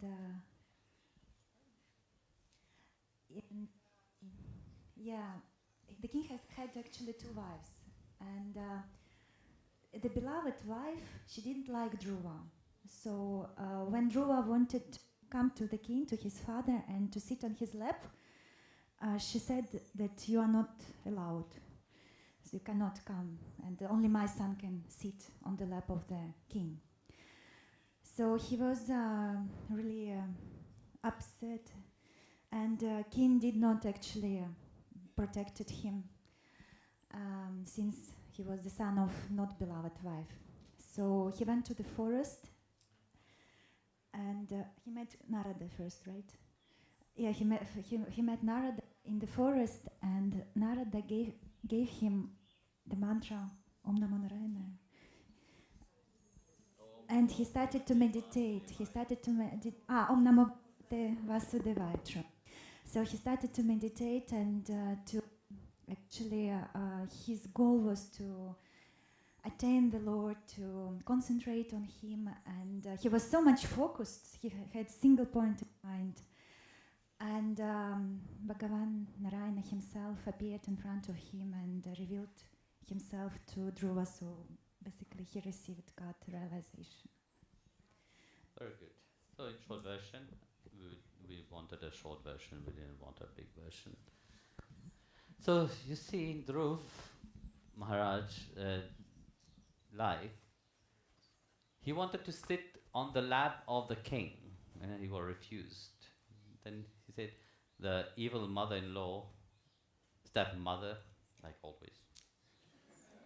These stepmothers are always evil. Even in the fairy tales. So if you become a stepmother, be careful, become a good one, okay? So, of course, Dhruva was sent into the forest. First he wanted to kill himself. So then Narada appeared and said, why such young age like that? No, not to kill himself actually. He wanted to do penance. Narada tried to dissuade him, You want to have darshan of Sri Hari. It's not an easy thing to have darshan of Sri Hari. It's easy to have darshan of Brahmadev. It's easy to have darshan of Lord Shankar. But to have the darshan of Sri Hari, that intense penance that you have to go through with such a young age, 5 years old, very difficult. But he was adamant. He, because one desire he had, you know, because he was refused to sit on the lap of the father, and the mother said, first you have to become, you know, you have to have darshan of Sri Hari, then you can sit on the lap of the mother. Sorry, the father. Father, mother. So that was his determination, to have darshan of Sri Hari, nothing else. So that desire to obtain the kingdom have pushed him to worship, to devote himself, to have that single pointed minded devotion, that laser devotion to Sriman Narayana. So,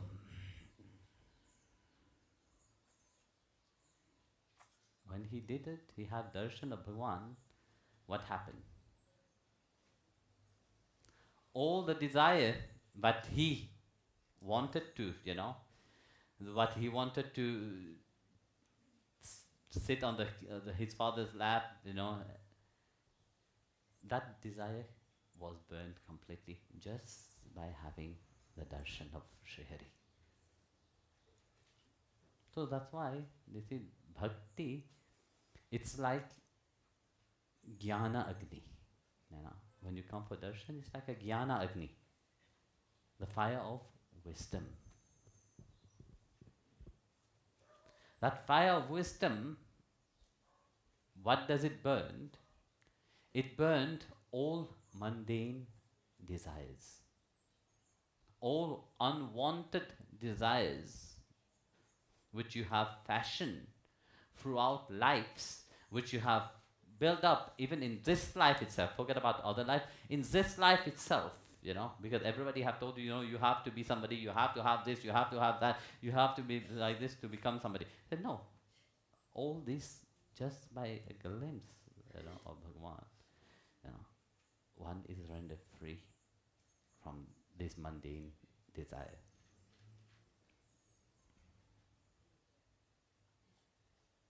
So Bhagavan, which is the epitome of the supreme bliss, Satchidananda, not any earthly trace of desire can enter into his presence. That's why the earthly desire for the kingdom in Dhruv Maharaj disappeared just by the darshana of Sri Hari.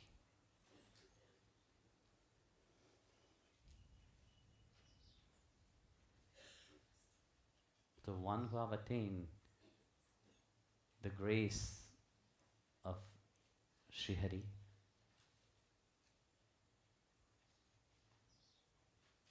so Bhagavan come in many ways, you know. Don't underestimate what everybody have to sit under the tree on one leg, do intense penance, no? He come in many ways, you know. Bhagavan come in the dreams. He can come in the form, you know, as a devotee to remind you of him.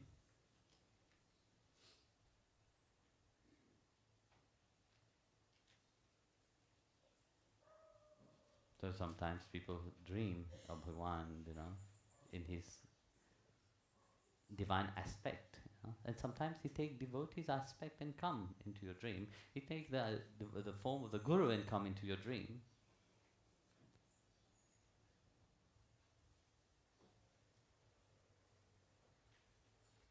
Sometimes he have to appear like he appeared to in front of Arjun into his Vishwa Swarupa, in his cosmic form. Even that, what he expressed to Arjun, he said, Arjun, even showing you my Vishwa Swarupa is still partially what I'm showing you. What your mind can grasp, only that what I show you. What your mind can't grasp, I can't show you more than that.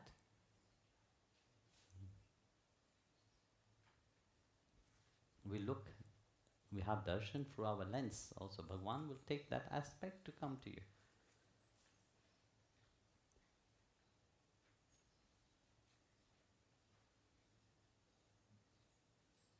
So in chapter 11 Bhagavad Gita, you see how Arjuna expressed himself,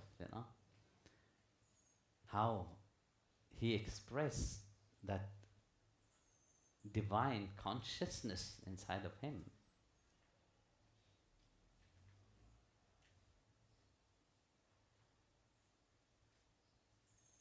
So what he expressed, there is no source to that, what he's feeling, what he's seeing, There's no beginning to what he sees. There's no end to what he sees. There was unnumbered arms, eyes, tongue. He sees, as he described, he described the eyes is the sun and the moon, the face as a sacrificial fire, blazing splendor. Burn up all the other worlds. So Bhagavan gave darshan. Why? To encourage one into one spiritual field. So he come into this reality. Of course, because of our samskaras, Bhagavan could manifest himself with Chaturbhuja, with 4 hands, Shankha Chakra Gada Padma. He would be standing here. How would you be? No, you think he's an alien, and you put him in a museum. That's what would you feel. That's what would you do, Don't think that you will, the moment Bhagavan, if we be walking on the earth like that with 4 hands, First things they will say, can we amputate 2 hands? Make you easy for us to understand you. That's why Bhagavan Krishna came with 2 hands. Ramchandra Bhagavan came with 2 hands. Make it easy for people. That's why nobody could recognize him. Nobody could recognize him. But they hold something more deep inside of them. But because we are so accustomed to our normality of things, of course we can't comprehend that. But Bhagavan have so many ways, he come. He come in the form of that intuition inside of you, but which you don't like to listen. He come to encourage you. He come to give you a push into your life, to do your sadhana, how to come very speedy to him, He come as a reminder that you should not stop your sadhana, because the moment you stop doing your sadhana, you are in the prey of falling.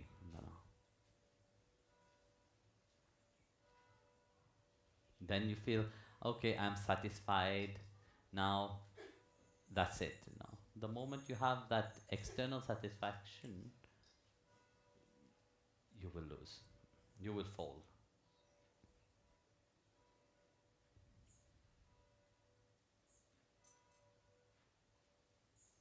Bhagavan said, no, until you are not fully absorbed with me, as long as you have not fully rest in me, don't stop. And he become that courage, He become that aspect of giving you that courage to move forward.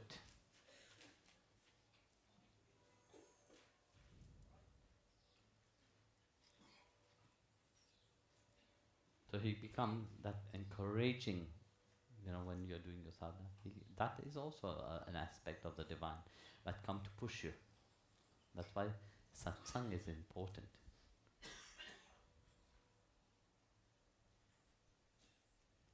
So you have to come to that point, but there is a greater, to to realize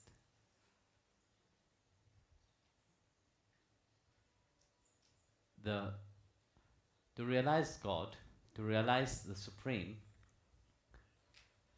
that what will make you truly happy and truly freed from everything.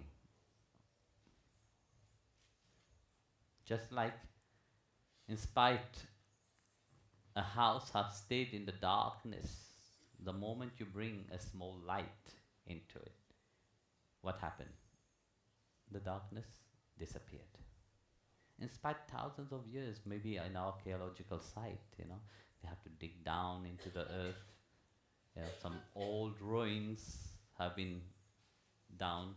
It was closed completely in darkness. Not a single trace of light. No? But the moment the archaeologists come inside with the light, they can perceive the beauty which is around them.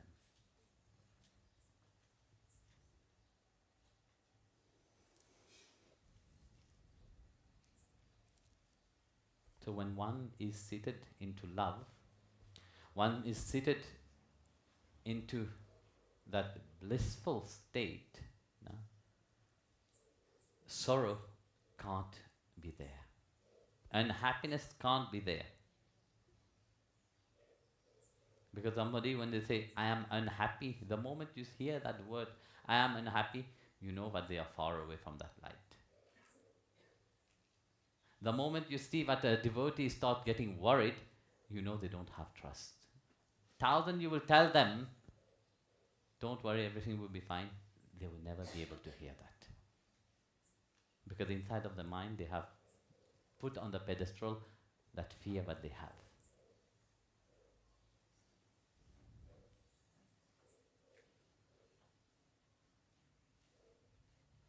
So that mental creation,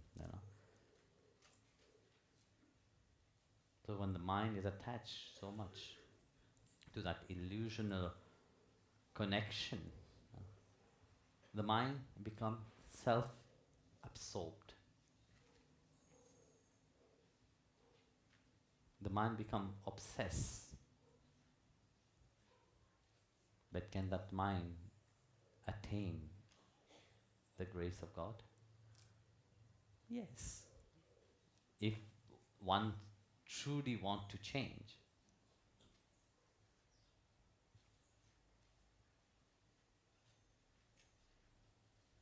That is why it is very important to see when the mind is disturbed.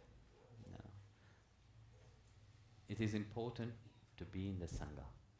But be in the Sangha of strong devotees.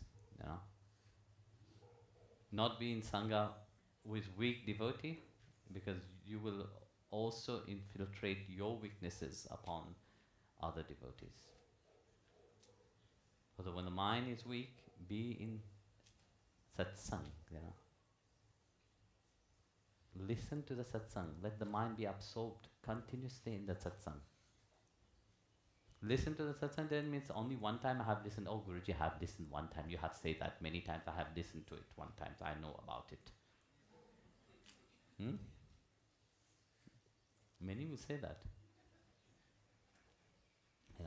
Said, have you listened to satsang? Some years back, I came to Mauritius. The Mauritian people will know that very well. What was it? Tell me.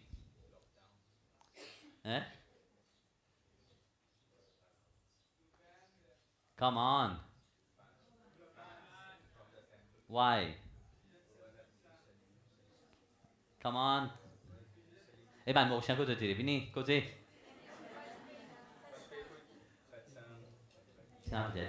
Yeah, we tried, but why you were banned? Come on.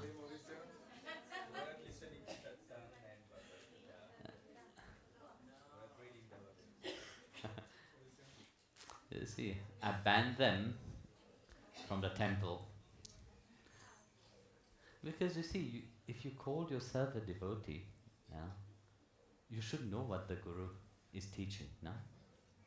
And to know what the Guru is teaching is not just to listen passively, One time the satsang, yes, same, all things. No, it have to be continuous. Yeah? If you have listened to one time, you have not gone into this brain, listen to it 10 times until you can absorb it.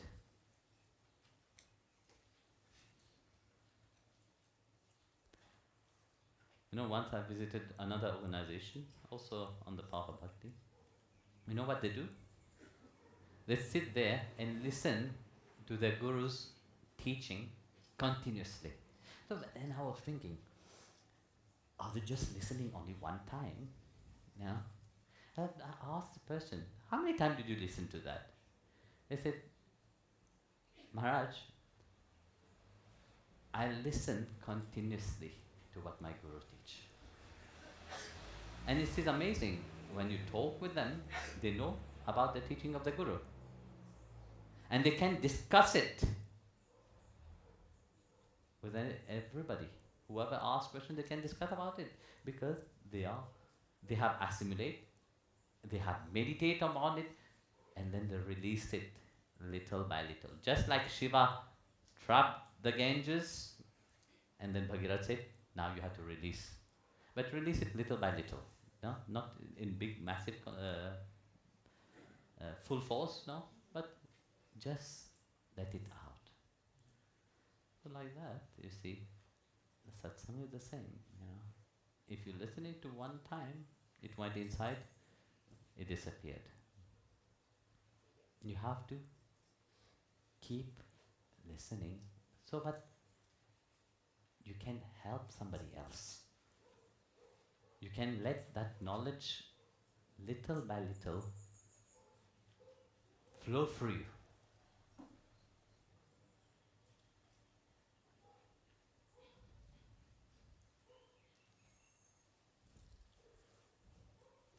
So like that, you see, when your mind is fully absorbed in satsang, grief can't approach you.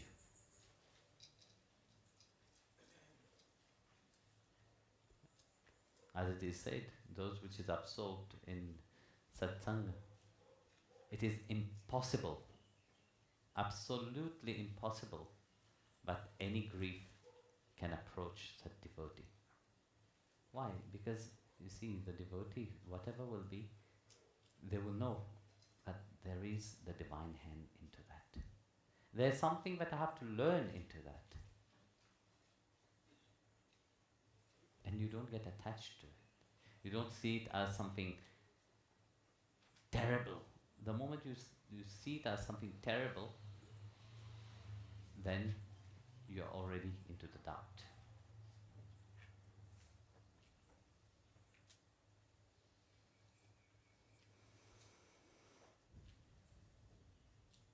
So that's why the devotee, they don't, one word but very often people use is hate. No? You may not like something, but devotee can't hate something. Because hate, it is through ignorance. Avidya. Those who is in ignorance, of course, they hate this, they hate that, they hate this person, they hate that person. But those who seated in knowledge, those who seated into that love, those which is on the path of bhakti, they can't hate.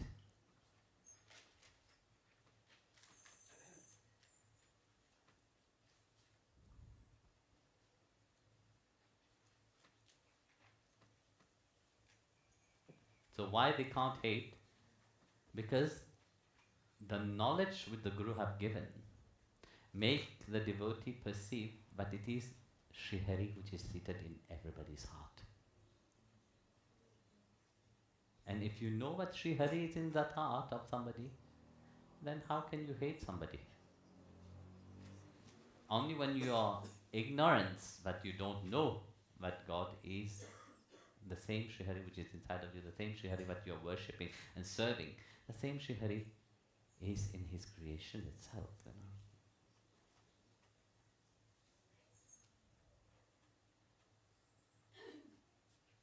So then you come to the point of realizing that this world, it is a manifestation of Sri Hari himself.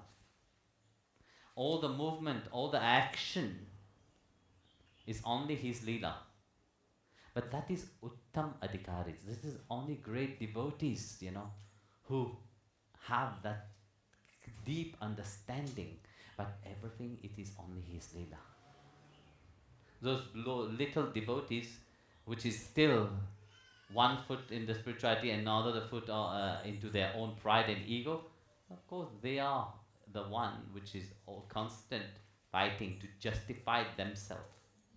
So to justify their own stupidity, they like to fight. They like to express their ignorance. But of course, that ignorance is beautified as very knowledgeable. Without any wisdom, nothing. Pure idiocy. When bhakti gives you a different realm, a different understanding, a different feeling, but everything, it is only Sri Hari, which is working. And everything what is happening, it is only his Leela. You may not comprehend it with the mind, but yet but it is only his will and his Leela behind that game. That's why, in the Gita, Bhagavan says, Bhagavan says, but my devotees see me in everything. Perceive me in everything what they do.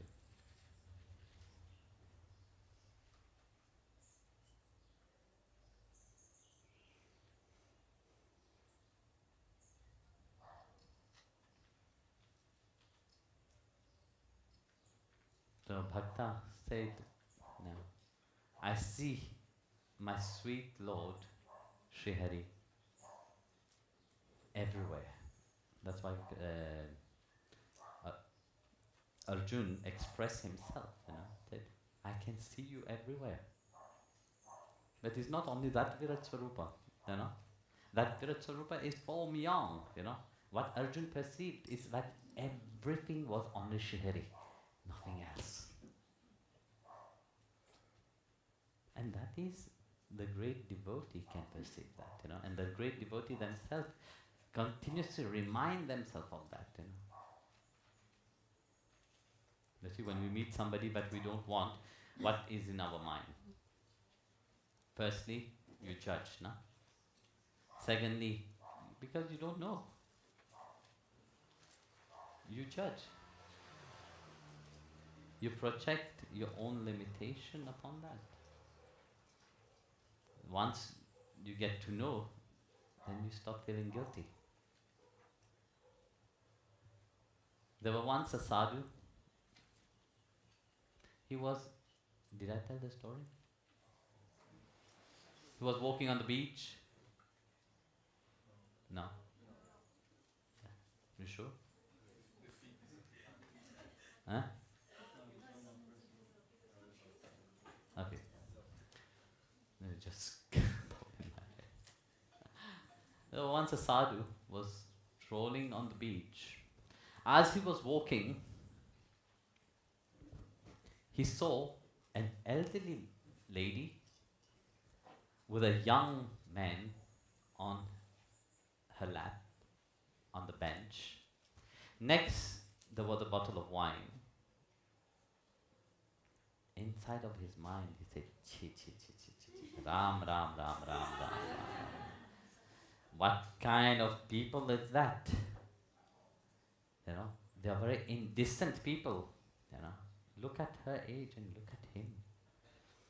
They could have done it somewhere else. Why they are sitting and publicly showing off their relationship? So, looking at that, he carried on walking. He arrived a little bit further. As he came across a place where it was very deep water, and there was a man drowning. So the man was saying, please help me, help me. And Sadhu was saying, I don't know how to swim. If I go and help him, I will kill myself, I will get drowned myself, you know. So he stood there looking at the poor man. Probably he was chanting some divine name, please save him God, save him God, save him God. But he could not do anything because he didn't know how to swim. How can he help somebody if he himself is drowning? He can't. So at that moment, that young fellow who was sleeping on that elderly lady's lap run into the water, jump into the water, save the man's life. So the sadhu was very perplexed. First he saw them, he judged them, said, what kind of sinful person is this, you know? For sure he have accumulated lots of sin, and hell will be his place. And just now he have saved somebody's life. What should I, now this is more important. I could not save that fellow's life who was drowning, and yet he have run and saved the life of somebody. So he was in a perplexed state. He didn't know what to do.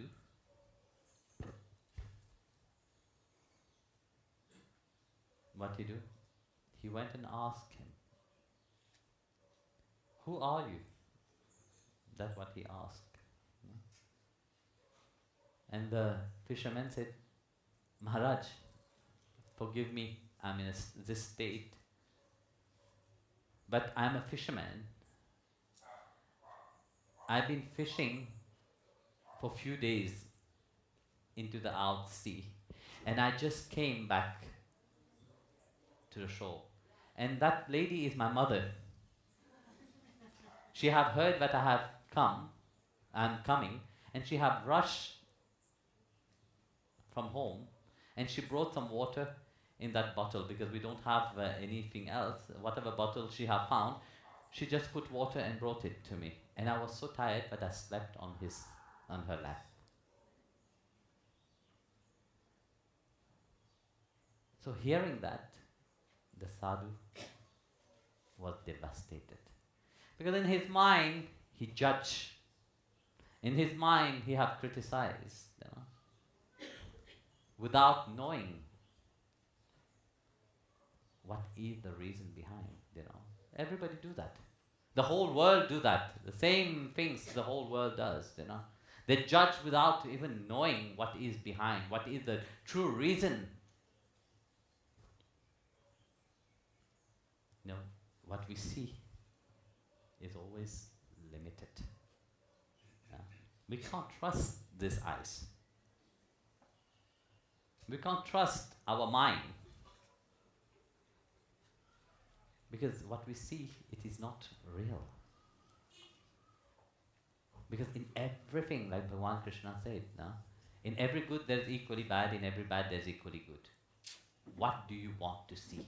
What you choose to see, that's what you will see. So, the devotee of Sri Hari knows that Bhagavan plays a multitude role. No?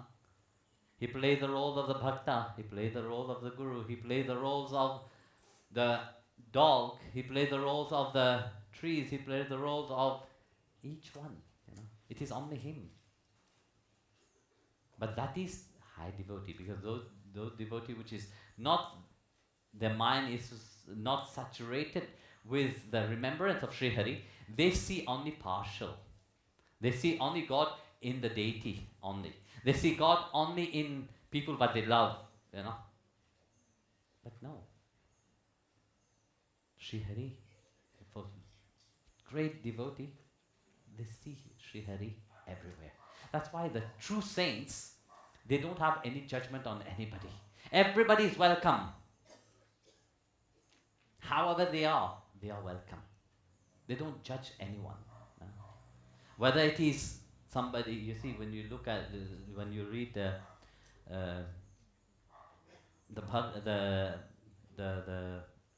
life of Hari Bhaktas, you know, the life of all the devotee of Sri Hari, you would see, for them, everybody, they break the barrier. They were revolutionists at their time, you know.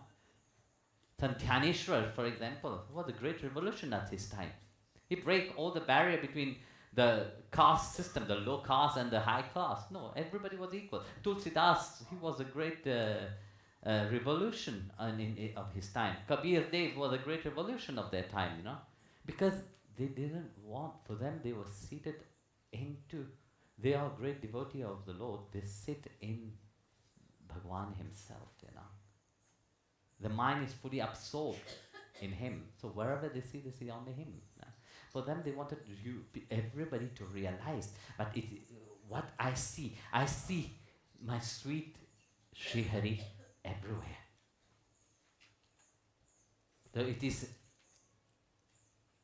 him that I see in all the play that he has. You know. Somebody asked me, Guruji, have you ever seen God? I said, yes, I see him every day in my devotee. You know. I see him every time, you know. It's not just because I'm saying it to please you, you know. I don't care about pleasing anybody. You know how I am, you know. I don't like to please anyone. Yeah. But it's true. Hari Bhakta, you know, they are the embellishment of Sri Hari. You know. The love that the devotee hold inside of them is far more than any others, you know. When Sri Hari start to manifest himself, you know, when one start to reflect that love, that is Sri Hari, you know. It isn't the people that you have to see Sri Hari first, you know. It's easy to see Sri Hari outside, a stone calf in the form of Sri Hari. It's easy. But as easy it is, you easily forget about it. As easy you think that you are serving him by bringing a coconut, a banana or a flower to him, that easy you will let go of him. Because you don't perceive the Sri Hari which is in everyone. And that is, you know, what the saints see, you know. That's why they say he has an all-embracing, all-inclusive, exalted mental state, you know. That is a bhakta.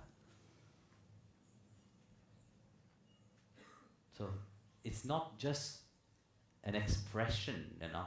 It's not only described as words, you know, but it is the feeling itself, you know. It's not just that, it's with the feeling itself, you know. When Mirabai perceived her Giridhar Gopal everywhere, do you think there was selective? Giridhari appeared only some part when it is sattvic. Where the bhakta is, it is sattvic. You know, even if it is a tamasic, it would transform in sattvic because Sri Hari will be there. Giridhar Gopal will be there. Now, that woman walk throughout India. Do you think there was somebody protecting her? Huh? There was. Her Giridhar Gopal was protecting her. That time where there were invasion of Mughal everywhere, you know, were killing and raping women, you know. Here, she was walking alone. Alone? No. She was walking with her beloved. You know. Everywhere what she would perceive was Giridhariji. No. There was not a single time where she was alone. When Rana gave her poison, what did she think? It is Amrit. My beloved have sent Amrit for me. It is that what you want to give me? That poison become Amrit. That Amrit that made her body disappeared into the Vigraha of Giridhariji. Not the little one, but the big one. When they brought a basket with snake sent by Rana, to kill her. She opened it, there were garland that came out. When they sent poisonous scorpion in another basket, when she opened, they all transformed into saligram. That scorpion becomes saligram.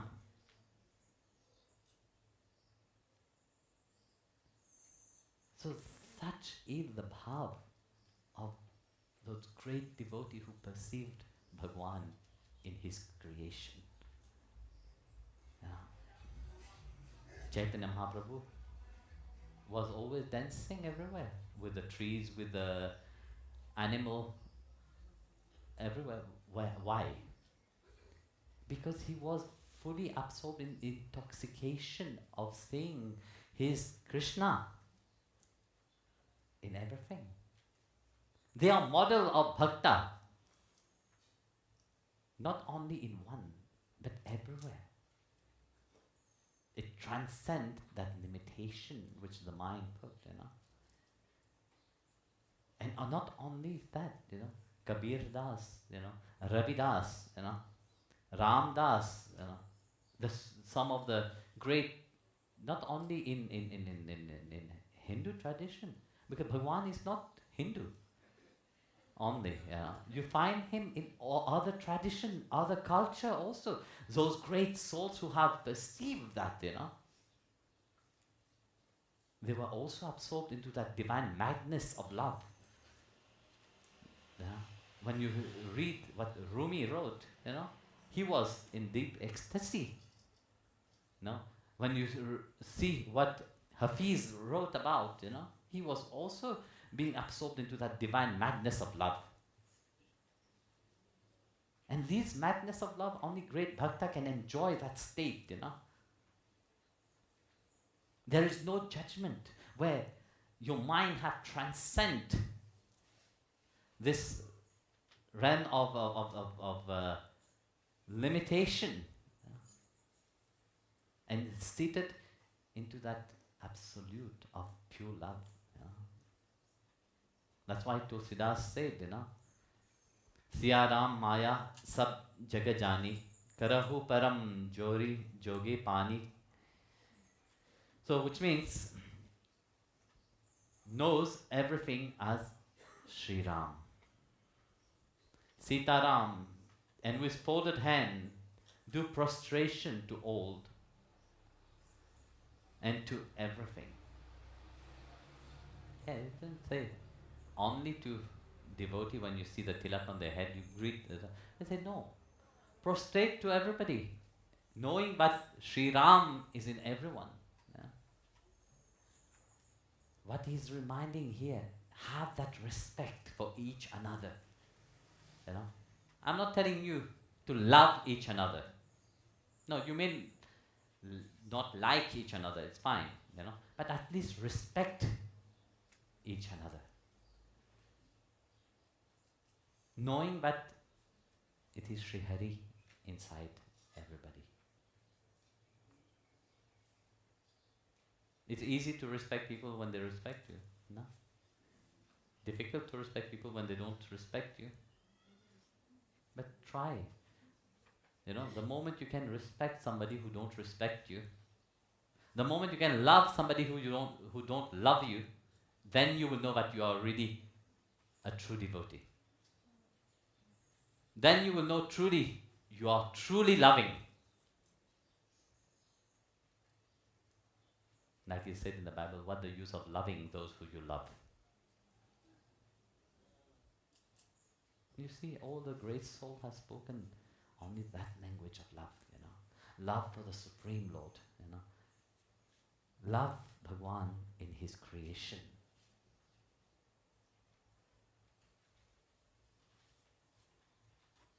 In the Purusha Sutta, it is described, the description of the Purusha.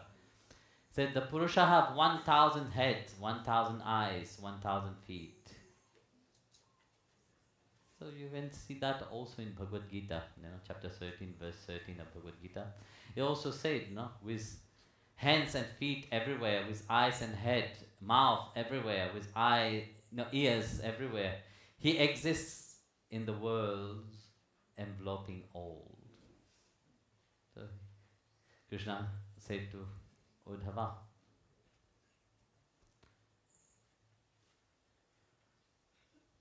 no Uddhava, the Brahman, the Chandal, the donkey, the dogs, the king, the beggar are all my forms in Uddhava Gita. No? So he said, when you meet anyone, prostrate yourself. Feel my presence. He said, don't just prostrate yourself.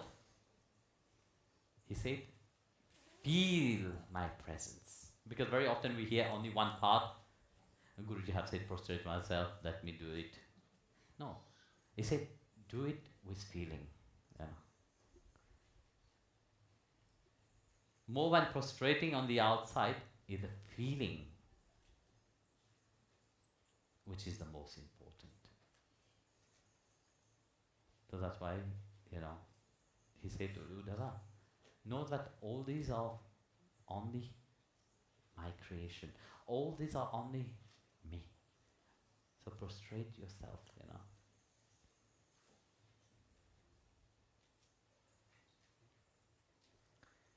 There's a beautiful story, Once Namdev was, I told the story once. Who listened to satsang? You see? Right now nobody is listening to satsang. How many of you listen to satsang regularly? I know with a heavy heart you're lifting your hand.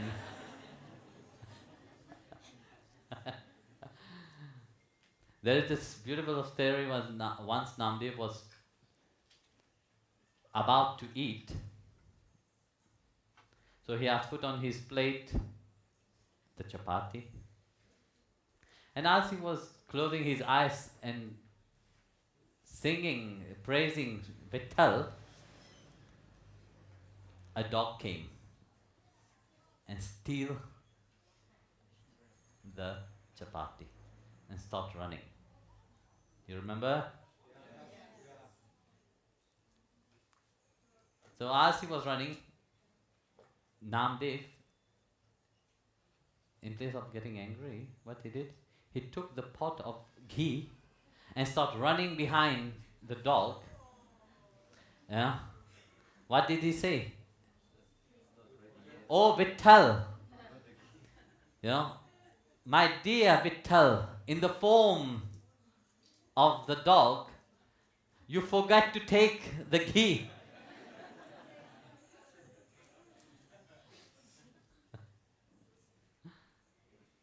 Such is the bhav of the saints, man.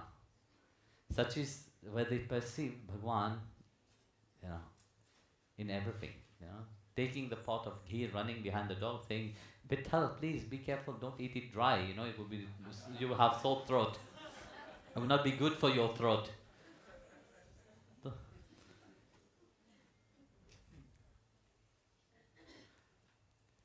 In the life of Sri Ramakrishna Paramahamsa, Sri Ramakrishna one day prostrate himself in front of a outcast girl. And said to her, "O mother, Kali."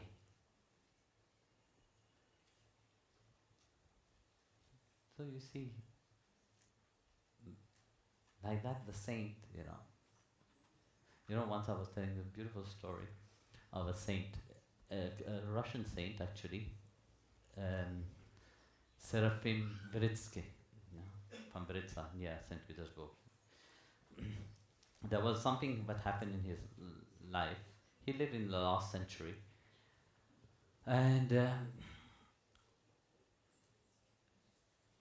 once he went out from his house, and when he came home, he noticed that a thief was inside the house.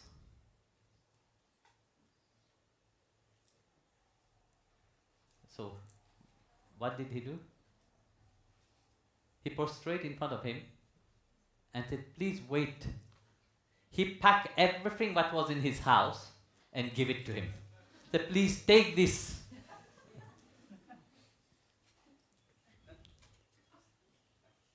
And then he forgot to pack some stuff. The thief was in a shock state himself. And of course, he was forced to take it. He was carrying whatever was given to him. And then he saw him coming. Then he got scared. I said, please, I forgot to give you something else. This was left. And that shocked the thief, and that brought the change inside of him. You see, there was a saint called Pahari Baba. No?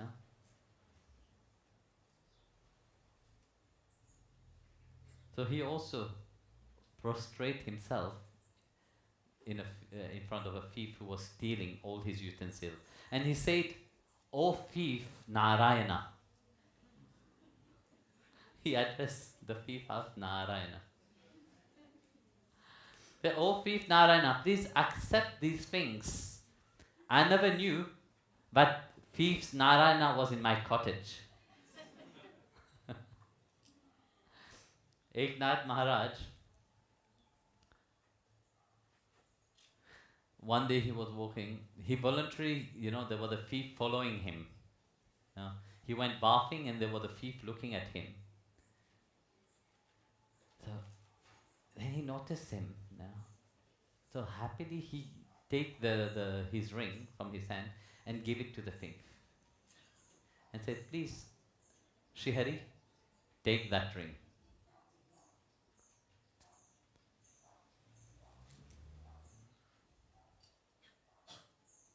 So he said, Vithal is in you also, Vithal is in the one, it is only his Leela. You are the thief of Vrindavan, but it is also you. He is the master, so he is the guru. You are the chela. So you represent the thief of Vrindavan. So please accept this ring. So this is the sublime state of devotee. Sublime state of exalted devotee, not all kind of devotee, but devotee of very high degree, where in their vision is only Vitthal Giridhari, Parabrahmani.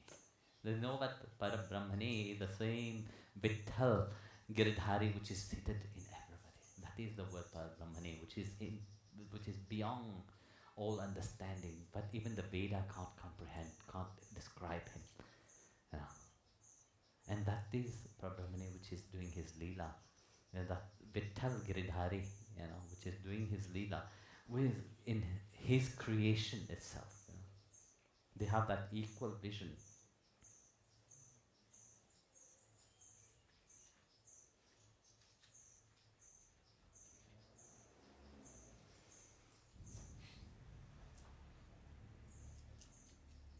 So here we see, when one is truly happy with oneself,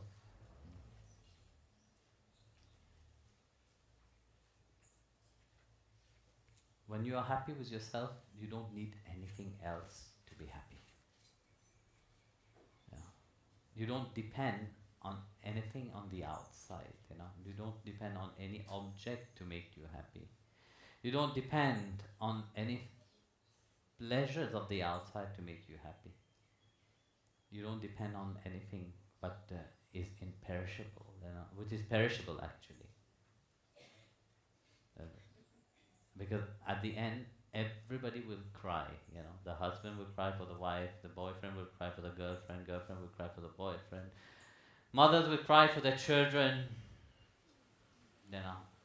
When somebody which is attached to the outside completely, They will cry when they lose what they are attached upon. Nothing will stay. Because all object which is conditioned to time, space, everything which is limited will perish. Whether it is you or me. Physically, we will perish. Only what is not perishable is what you hold inside of you, what I hold inside of me. What everything around hold, that is Sri Hari.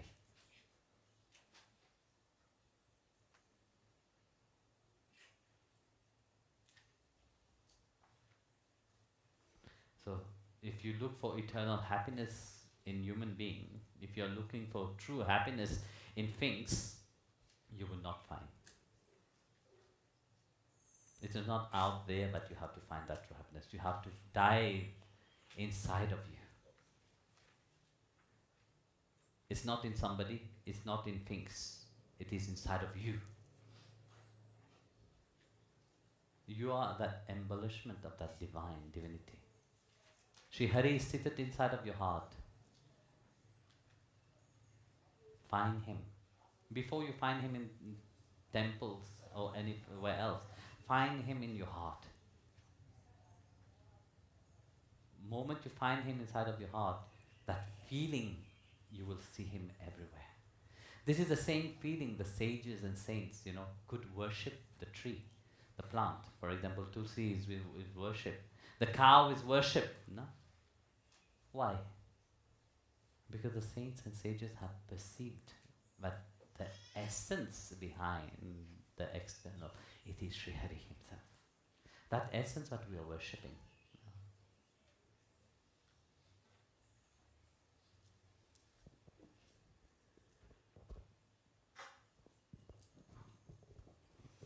So, in Bhagavad Gita, Krishna said, the enjoyment that are born of contact are only generated of pain, for they have a beginning and end.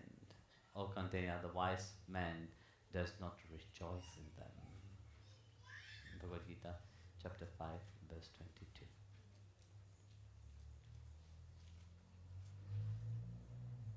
So, that object, Bhagavad Gita, chapter 18, verse 38, that happiness which arises from contact of the sense organ with sense object, which is at first like nectar, in the end like poison.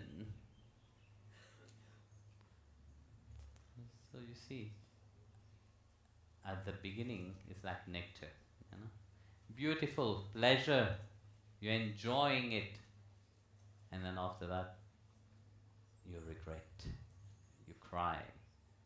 Why? I had desire for that. I wanted it so much, and then after that you sit and cry endlessly. Then Bhagavan said, be wise,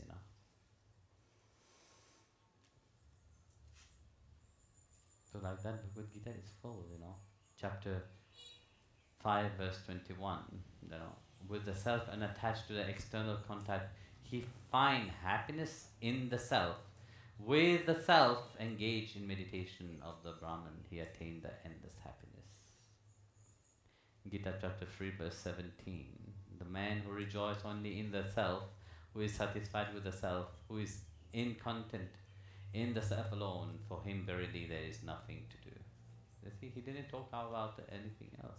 He's still talking about the divine inside of you, That great joy and happiness is not in someone else, it's inside of you. But in our mind, we have always think that that happiness depend on somebody else, depend on things, depend on this and depend on that, depend on this person or that person. I said, no. And this kind of happiness will give you short-term happiness only. But the Atma, when you rediscover yourself, that true happiness which a bhakta rejoice, it is a rejoice of eternal. that deep satisfaction of the self, that contentment, of the self. And you will know that this is only Bhagwan which is playing his Leela inside.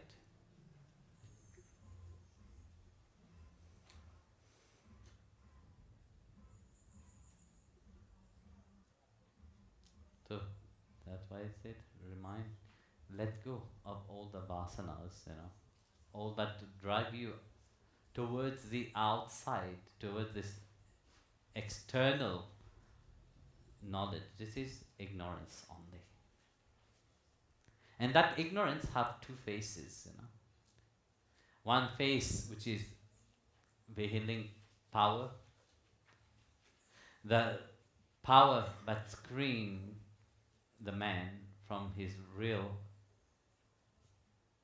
Ananda Swarupa, which keep you away from that, And another, which means the mind and the senses, running toward the outside. So the restlessness of the mind, is due to the desire and that Vishesh Kalpa Shakti, that aspect of the mind that is self-gratification. So when you don't have knowledge, inside of you, you are clouded. Your understanding is clouded. When your understanding is clouded, you produce intoxication. That intoxication destroyed your intellectual faculty. So how it destroys your intellectual faculty? It makes the intellectual faculty become pervert.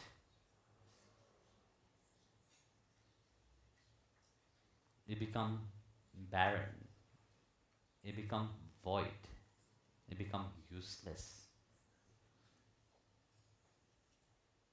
So when you become like that, you always start to think that you will find pleasures or true happiness into the outside, external object. Then you start to mistake, because of ignorance, you have this great misunderstanding about the body itself. You forgot why this body has been given to you. You have the misunderstanding about your husband, your wife, your children, your friends, because you forget about the Atma. Then you become so obsessed that you think that everything is real, everything will stay forever.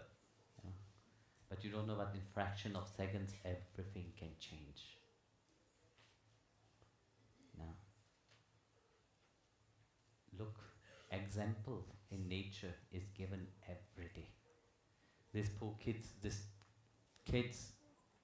who went to Gambassin, just a fraction of second,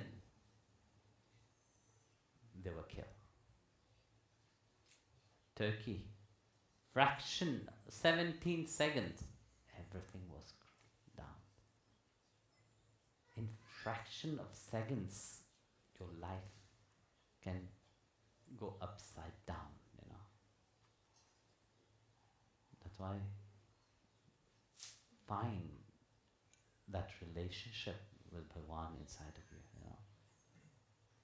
Whenever the mind becomes lustful, whenever you become blind, whenever that passion start preying on you, what does the outside world does? They go to fulfill the object of their mental madness. They run towards finding happiness into a place where there is no happiness.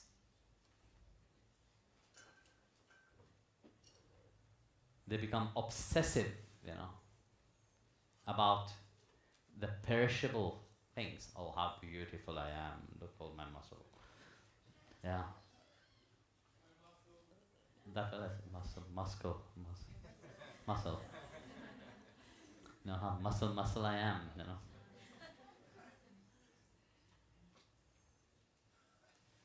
In place of diving within your heart, really, and being absorbed into that love, that how can I build my muscle of relationship with Bhagwan? That nobody says, you know. How should I sit and go deeper into my meditation upon the Supreme Lord? That no one think about, you know.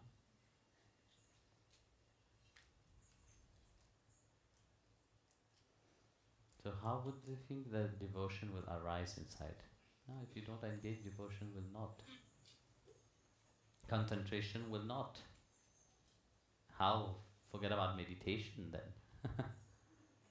So here, he can't, you know, those whose mind is all possessive about all these things of the outside, you know, the mind can't be pure, you know.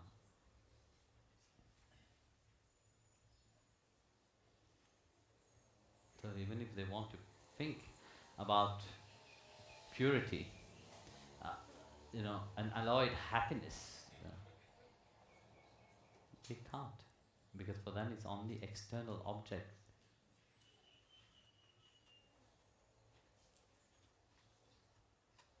So for him, he will think, yes, you know, I am enjoying that happiness. I am very happy. I am blissful.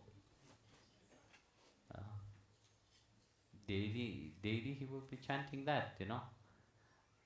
Either he will be chanting, I am unhappy, I am miserable, this life is horrible for me, you know, and that will become the mantra. Or he will be singing, oh, I am enjoying the bliss of the self, you know.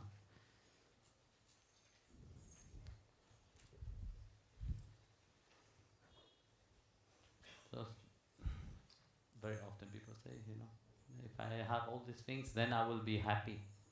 You have a beautiful house, I will be happy. I have a big car, I will be happy. If I have lots of friends, Facebook friends, I will be happy. You have a son, I will be happy. How many people come and say, oh, I want a son, Swamiji. And after that, Swamiji, you gave me that son. I don't know whether it is divine or it is a demon, a Rakshas. No? Like I was saying in the satsang before. Babies, you heard you're pregnant, very happy. Anticipation of happiness inside of you. Yay! Child is born. No peace of mind. I want to sleep. You can't sleep. You want to sleep. Ah! Yeah? Okay, finish. This is the beginning of your worries. Don't worry. It's not going to finish right now. Because that you have invited into your life. And you have to bear the consequence. Child have to grow. And as you become adolescents, the same child which you were cajoling beautifully, nicely, oh sweet, beautiful, nice. You ask 15 years later, it's a demon. Asurabana. It's a demon, you know. He don't listen to me. I tell him for his own good, but he don't listen. He do whatever he want. I am miserable. The same beautiful child, which was an angel 15 years before, he have cut his wings and become an asuric and demon now. Worry never finish. Then you will want your child to do what you want. You want your child to become a doctor, an engineer, computer engineer. If they don't become that, you'll be miserable. And say, my child have to be this. My child said, no, I want to go and live in the ashram. Then Guruji was talking nicely, and he was right. I want to attain Lord Krishna. I have decided. The same now will become your enemy. Your happiness is not there anymore. And then, I want to have grandchildren. Some of them will say, I want to have grandchildren. And then that become your worry. But you will never say it is a worry. You will say it is happiness. Because you don't know anything else. That's why you will say it is happiness. If somebody else will have really guided you to find truly that happiness inside of you, then you will know what is true happiness. What is true joy. Then you can have 100 of kids. It's much better. That's what it is said in the Mahabharata, in the Bhagavatam, no? You shall have children only when you know how to make that child become a liberated soul. Don't become parents if you can't help that soul to be liberated. It is in the Bhagavad itself. So this is the duty of a parent. You are bringing a soul into that world. It is your responsibility to make that soul also become a liberated, become a devotee. And that is the beauty of when parents are devotee. From not then, but when the child is still little, they incorporate that knowledge already when they can assimilate with a mind which is pure. So that is a Haribhakta, So where they their mind get absorbed into service to Sri Hari. So like that, you are making a base, a peaceful base for these souls. So those devotee who is melted with the grace of Bhagwan, the intellect is calm, serene. Everything that they do on the outside, all the outgoing energy become transmuted into spiritual energy.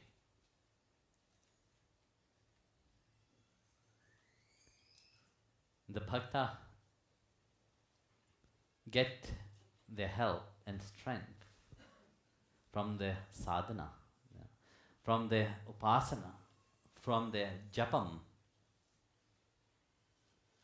This is where the Shakti of the bhakta awake, And automatically the mind flows towards the lotus feet of Guru and God. So when the mind flows toward the lotus feet of Sri Hari, all unwanted desires disappeared. Because the mind is not flowing toward the outside, but the mind is poised into the inside, inward.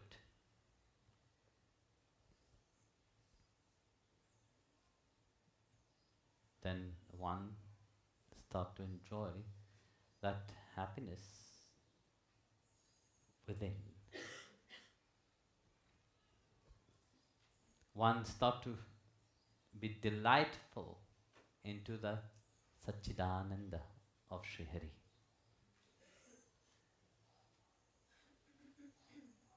In spite of all troubles, in spite of great calamities, in spite of whatever happened, you will be absorbed into that bliss.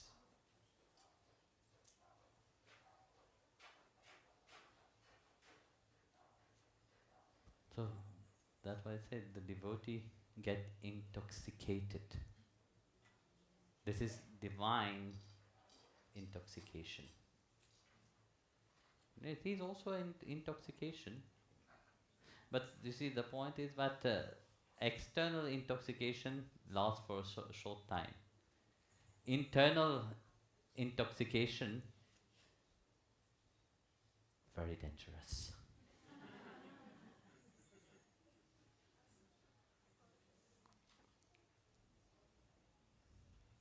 You saw how the saints, they become when they have inner intoxication. Mirabai was dancing in that divine intoxication. So it's not because I'm talking about that divine intoxication now, because some of the Mataji think that they are Mirabai. They think that they are very great spirituality, then their brain get a bit crooked, they lose their, they start to fashion it into their fantasy. This is also divine madness, but this is called craziness. And that is for mental people.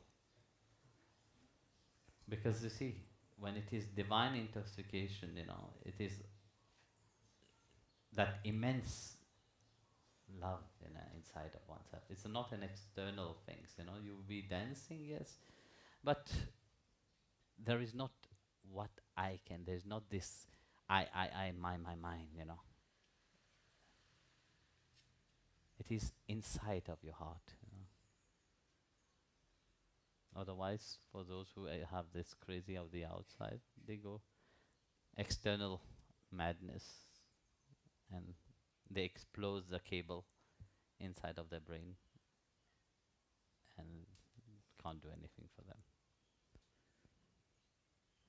So I will stop here. I guess it's quite some time. Jai Gurudev, all of you. So you have had a little glimpse, a little bit of understanding what it is, that divine Leela of Bhagwan, and what it is, to be into that divine nature, and what it is between divine love, human love, material love, there's a big difference between the three. Jai Gurudev. And again, happy Shivaratri. Jai Gurudev. May Lord Shiva bless you all. So tonight at 6 will be the prayer. Okay? Jai Guru. Huh? A bhajan. Okay.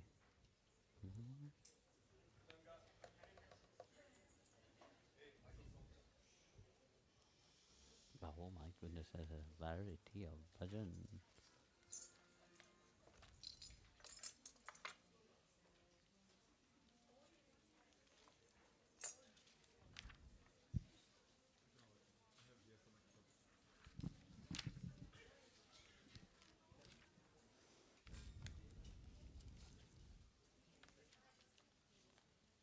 Kabir.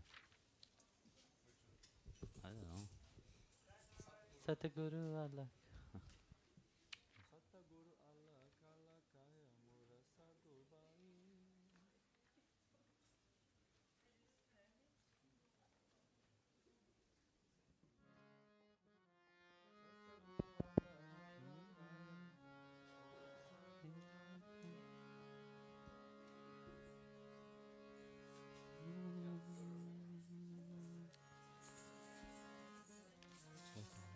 Page 29.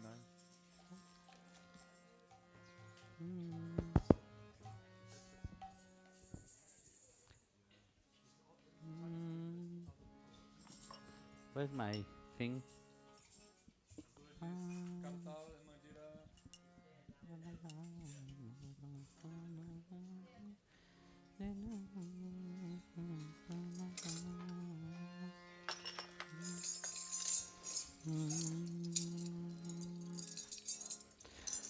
सतगुरु अलख लगाया मोरा साधु भाई, दिन गुरु अलख लगाया।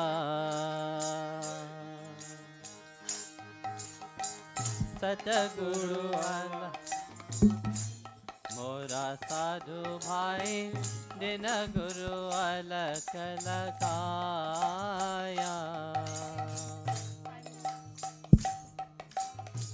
सतगुरु अलख लगाया मोरा साधु भाई, दिन गुरु अलख लगाया। परम प्रकाश पुंज ज्ञान धन,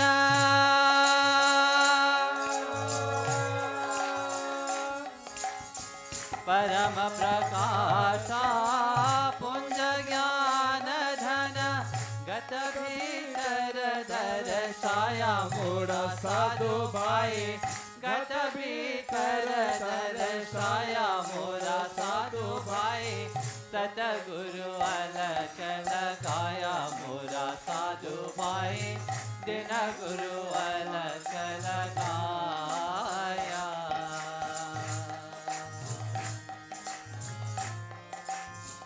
मन बुद्धि नहीं पूछे,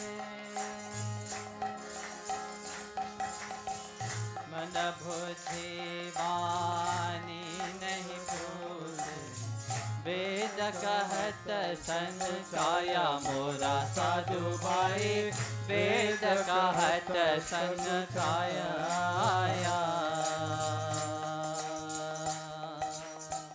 और पार के एक खंडी,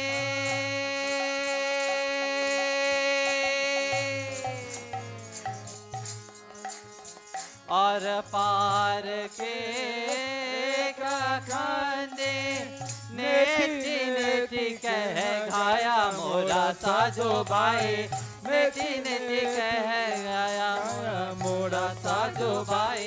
सतगुरु अलख लगाया मोरा साधु भाई, दिन गुरु अलख लगाया।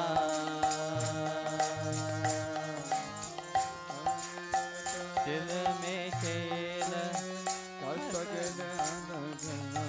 दिल में तेल कस में आंगन, दिल में तेल कस में आंगन, पैर में ग्रीस समाया मोरा साधु भाई, पैर में ग्रीस समाया।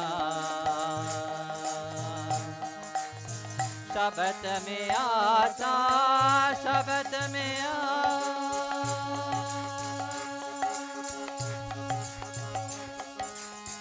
शब्द में आता, पदरत पद में स्वर में राग समाया मोरा साधु भाई, स्वर में राग समाया मोरा साधु भाई। सतगुरु अलख लगाया मोरा साधु भाई, दिन गुरु अलख लगाया।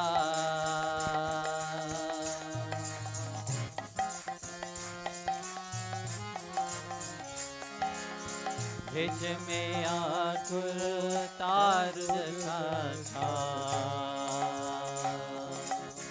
हिच में नाकु तार जद था, पच फूल फल छय मोरा साधु भाई, पच फूल फल छाया।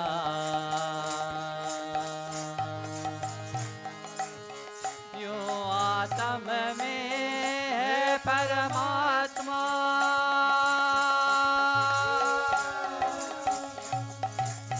यूं आत्मा में परमात्मा, जीव ब्रह्म माया मोरा साधु भाई, जीव ब्रह्म माया मोरा साधु भाई। सतगुरु अलख लगाया मोरा साधु भाई, दिन गुरु अलख लगाया।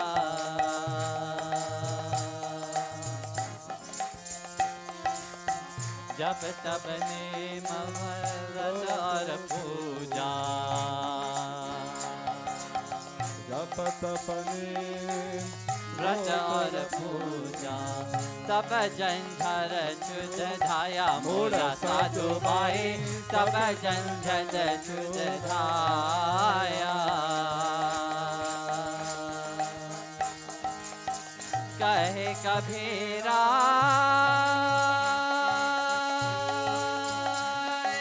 कहे कबीरा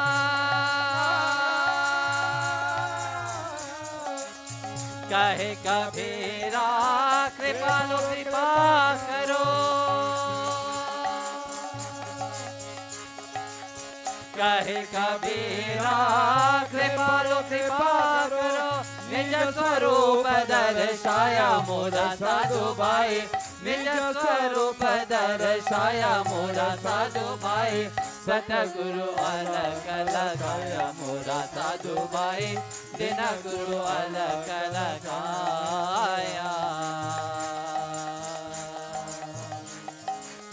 परम प्रकाशा पुंज ज्ञान धन परम प्रकाश पुंज ज्ञान धन घर भीतर दर्शाया मोरा साधु भाई घर भीतर दर्शाया मोरा साधु भाई सतगुरु अलग लगाया मोरा साधु भाई दिन गुरु अलग लगाया सतगुरु अलग लगाया मोरा साधु भाई दिन गुरु अलग लगाया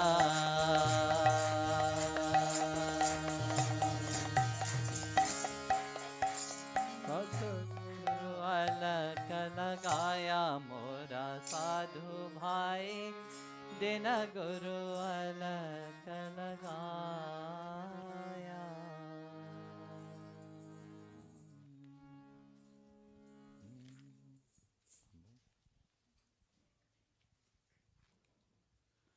पियो जे बिना मारो प्राण पधाय मरेली जन बिना मचली मरे पियो जे बिना मारो प्राण पधायली जल बिना मचली मरे कौन मिलावे मारा राम से मारे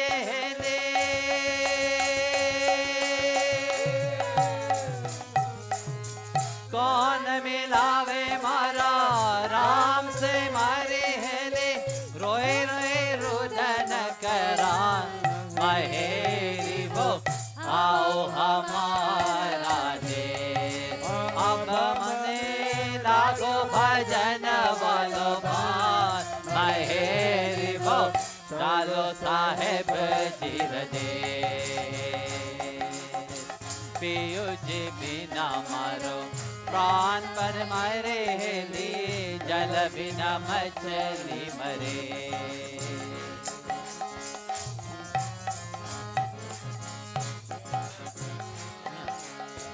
महल में मरे ली जगरे रचन करे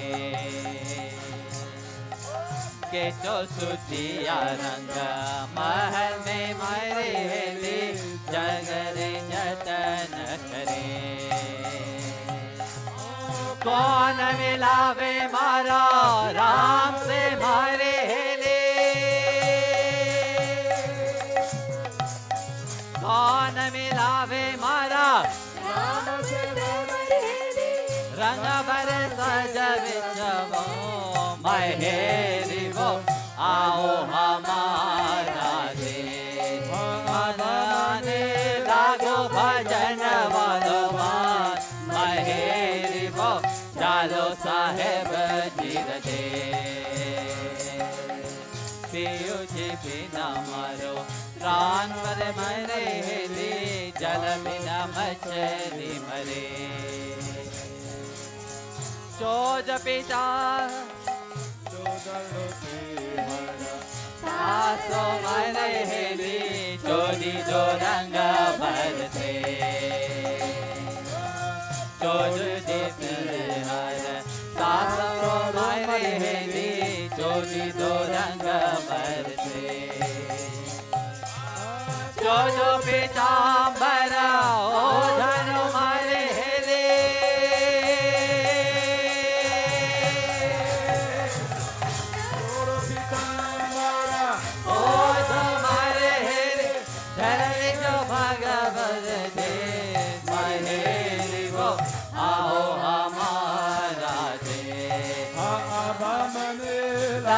भजन वालो बान महेरी वो चालो साहेब चिर दे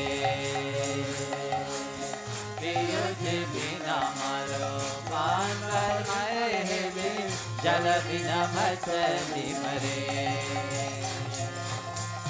एक बना के मान क्या परे मारे हेले कर बान को प्रकाश एक बनाई बात क्या पर मारे हेली करो दान को प्रकाश साहेब का भेद में बोलिया माए हेले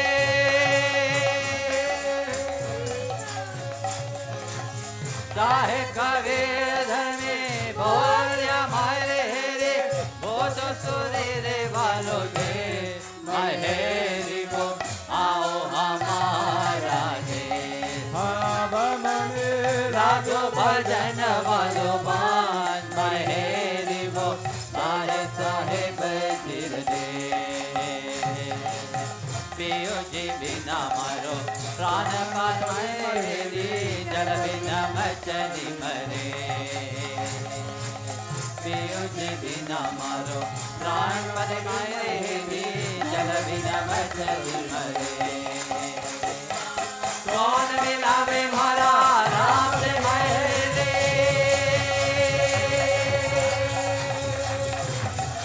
कौन मिलावे मारा राम से महेरे रोए रोए रोदन करान महेरी को आओ हमारा देश लागो भजन वालो मान महेरी को चलो साहेब चिर दे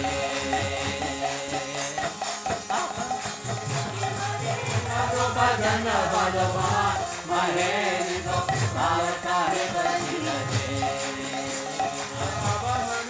लागो भजन भगवान महेरी को विठ्ठल विठ्ठल जय हरि विठ्ठल जय हरि विठ्ठल विठ्ठल विठ्ठल विठ्ठल जय हरि विठ्ठल विठ्ठल विठ्ठल जय हरि विठ्ठल विठ्ठल जय हरि विठ्ठल विठ्ठल विठ्ठल विठ्ठल जय हरि विठ्ठल विठ्ठल विठ्ठल विठ्ठल विठ्ठल विठ्ठल जय हरि विठ्ठल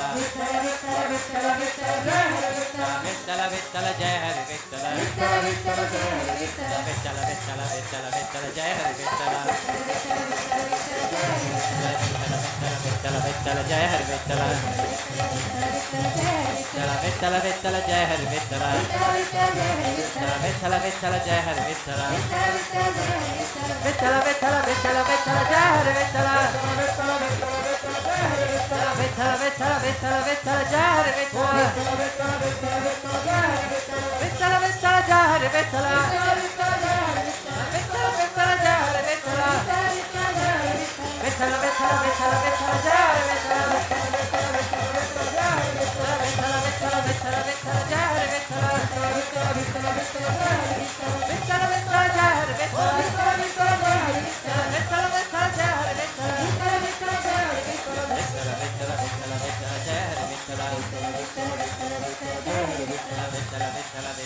जय हरि विठ्ठल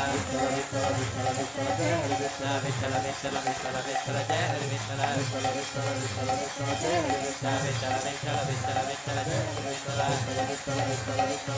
विठ्ठल विठ्ठल विठ्ठल जय हरि विठ्ठल विठ्ठल विठ्ठल जय हरि विठ्ठल विठ्ठल विठ्ठल जय Hari Vitthal Vittala, Vittala, Vittala, Jai Hari Vittala. Vittala Vittala Vittala Vittala Vittala Jai Hari Vittala Vittala Vittala Vittala Vittala Jai Hari Vittala Vittala Vittala Vittala Vittala Jai Hari Vittala Vittala Vittala Vittala Vittala Jai Hari Vittala Vittala Vittala Vittala Vittala Jai Hari Vittala Vittala Vittala Jai Hari Vittala Vittala Vittala Jai Hari Vittala Vittala Vittala Jai Hari Vittala Vittala Vittala Jai Hari Vittala Vittala Vittala Vittala Vittala Jai Hari Vittala Vittala Vittala Vittala Vittala Jai Hari Vittala Vittala Vittala Vittala Vittala Jai Hari Vittala Vittala Vittala Vittala Jai Hari Vittala Vittala Vittala Vittala Vittala Jai Hari Vittala Vittala Vittala Vittala Vittala Jai Hari Vittala Vittala Vittala Vittala Vittala Jai Hari Vittala Kundale Kavardhe Eknath Namdev Pandharinath Maharaj ke Rukmini Maharani ke Namah Parvati Pataye Har Har Mahadev Sri Swami Vishwananda Mahaprabhu Ji.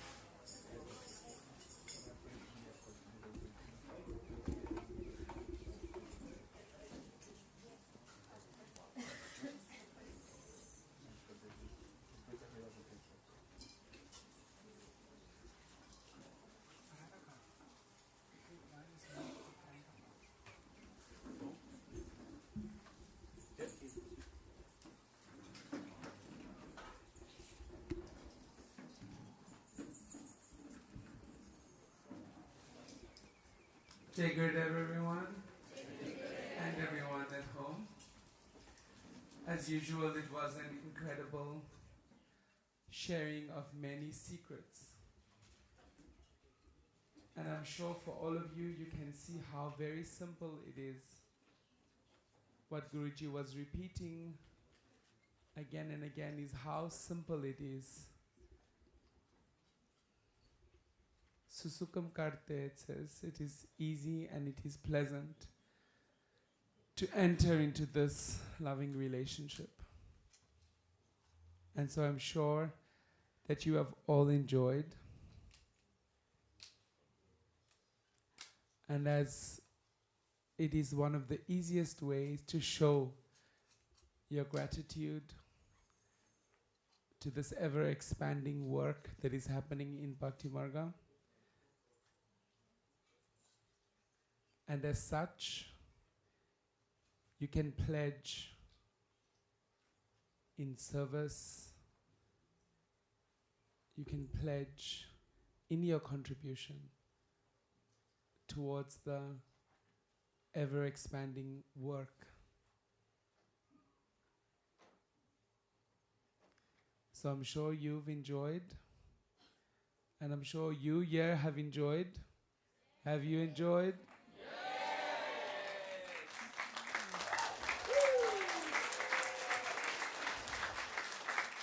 How wonderful, how simple Guruji makes it. The only thing we have to do is apply. Apply the very simple lessons that he has given. And it starts now. It starts with what we have now. So the rest of the day continues as this. Puja will start again at 6 p.m. So we had already the first puja we started at about 5. Now next puja is at 6. And then every 3 hours after that until 6 the next morning. So good luck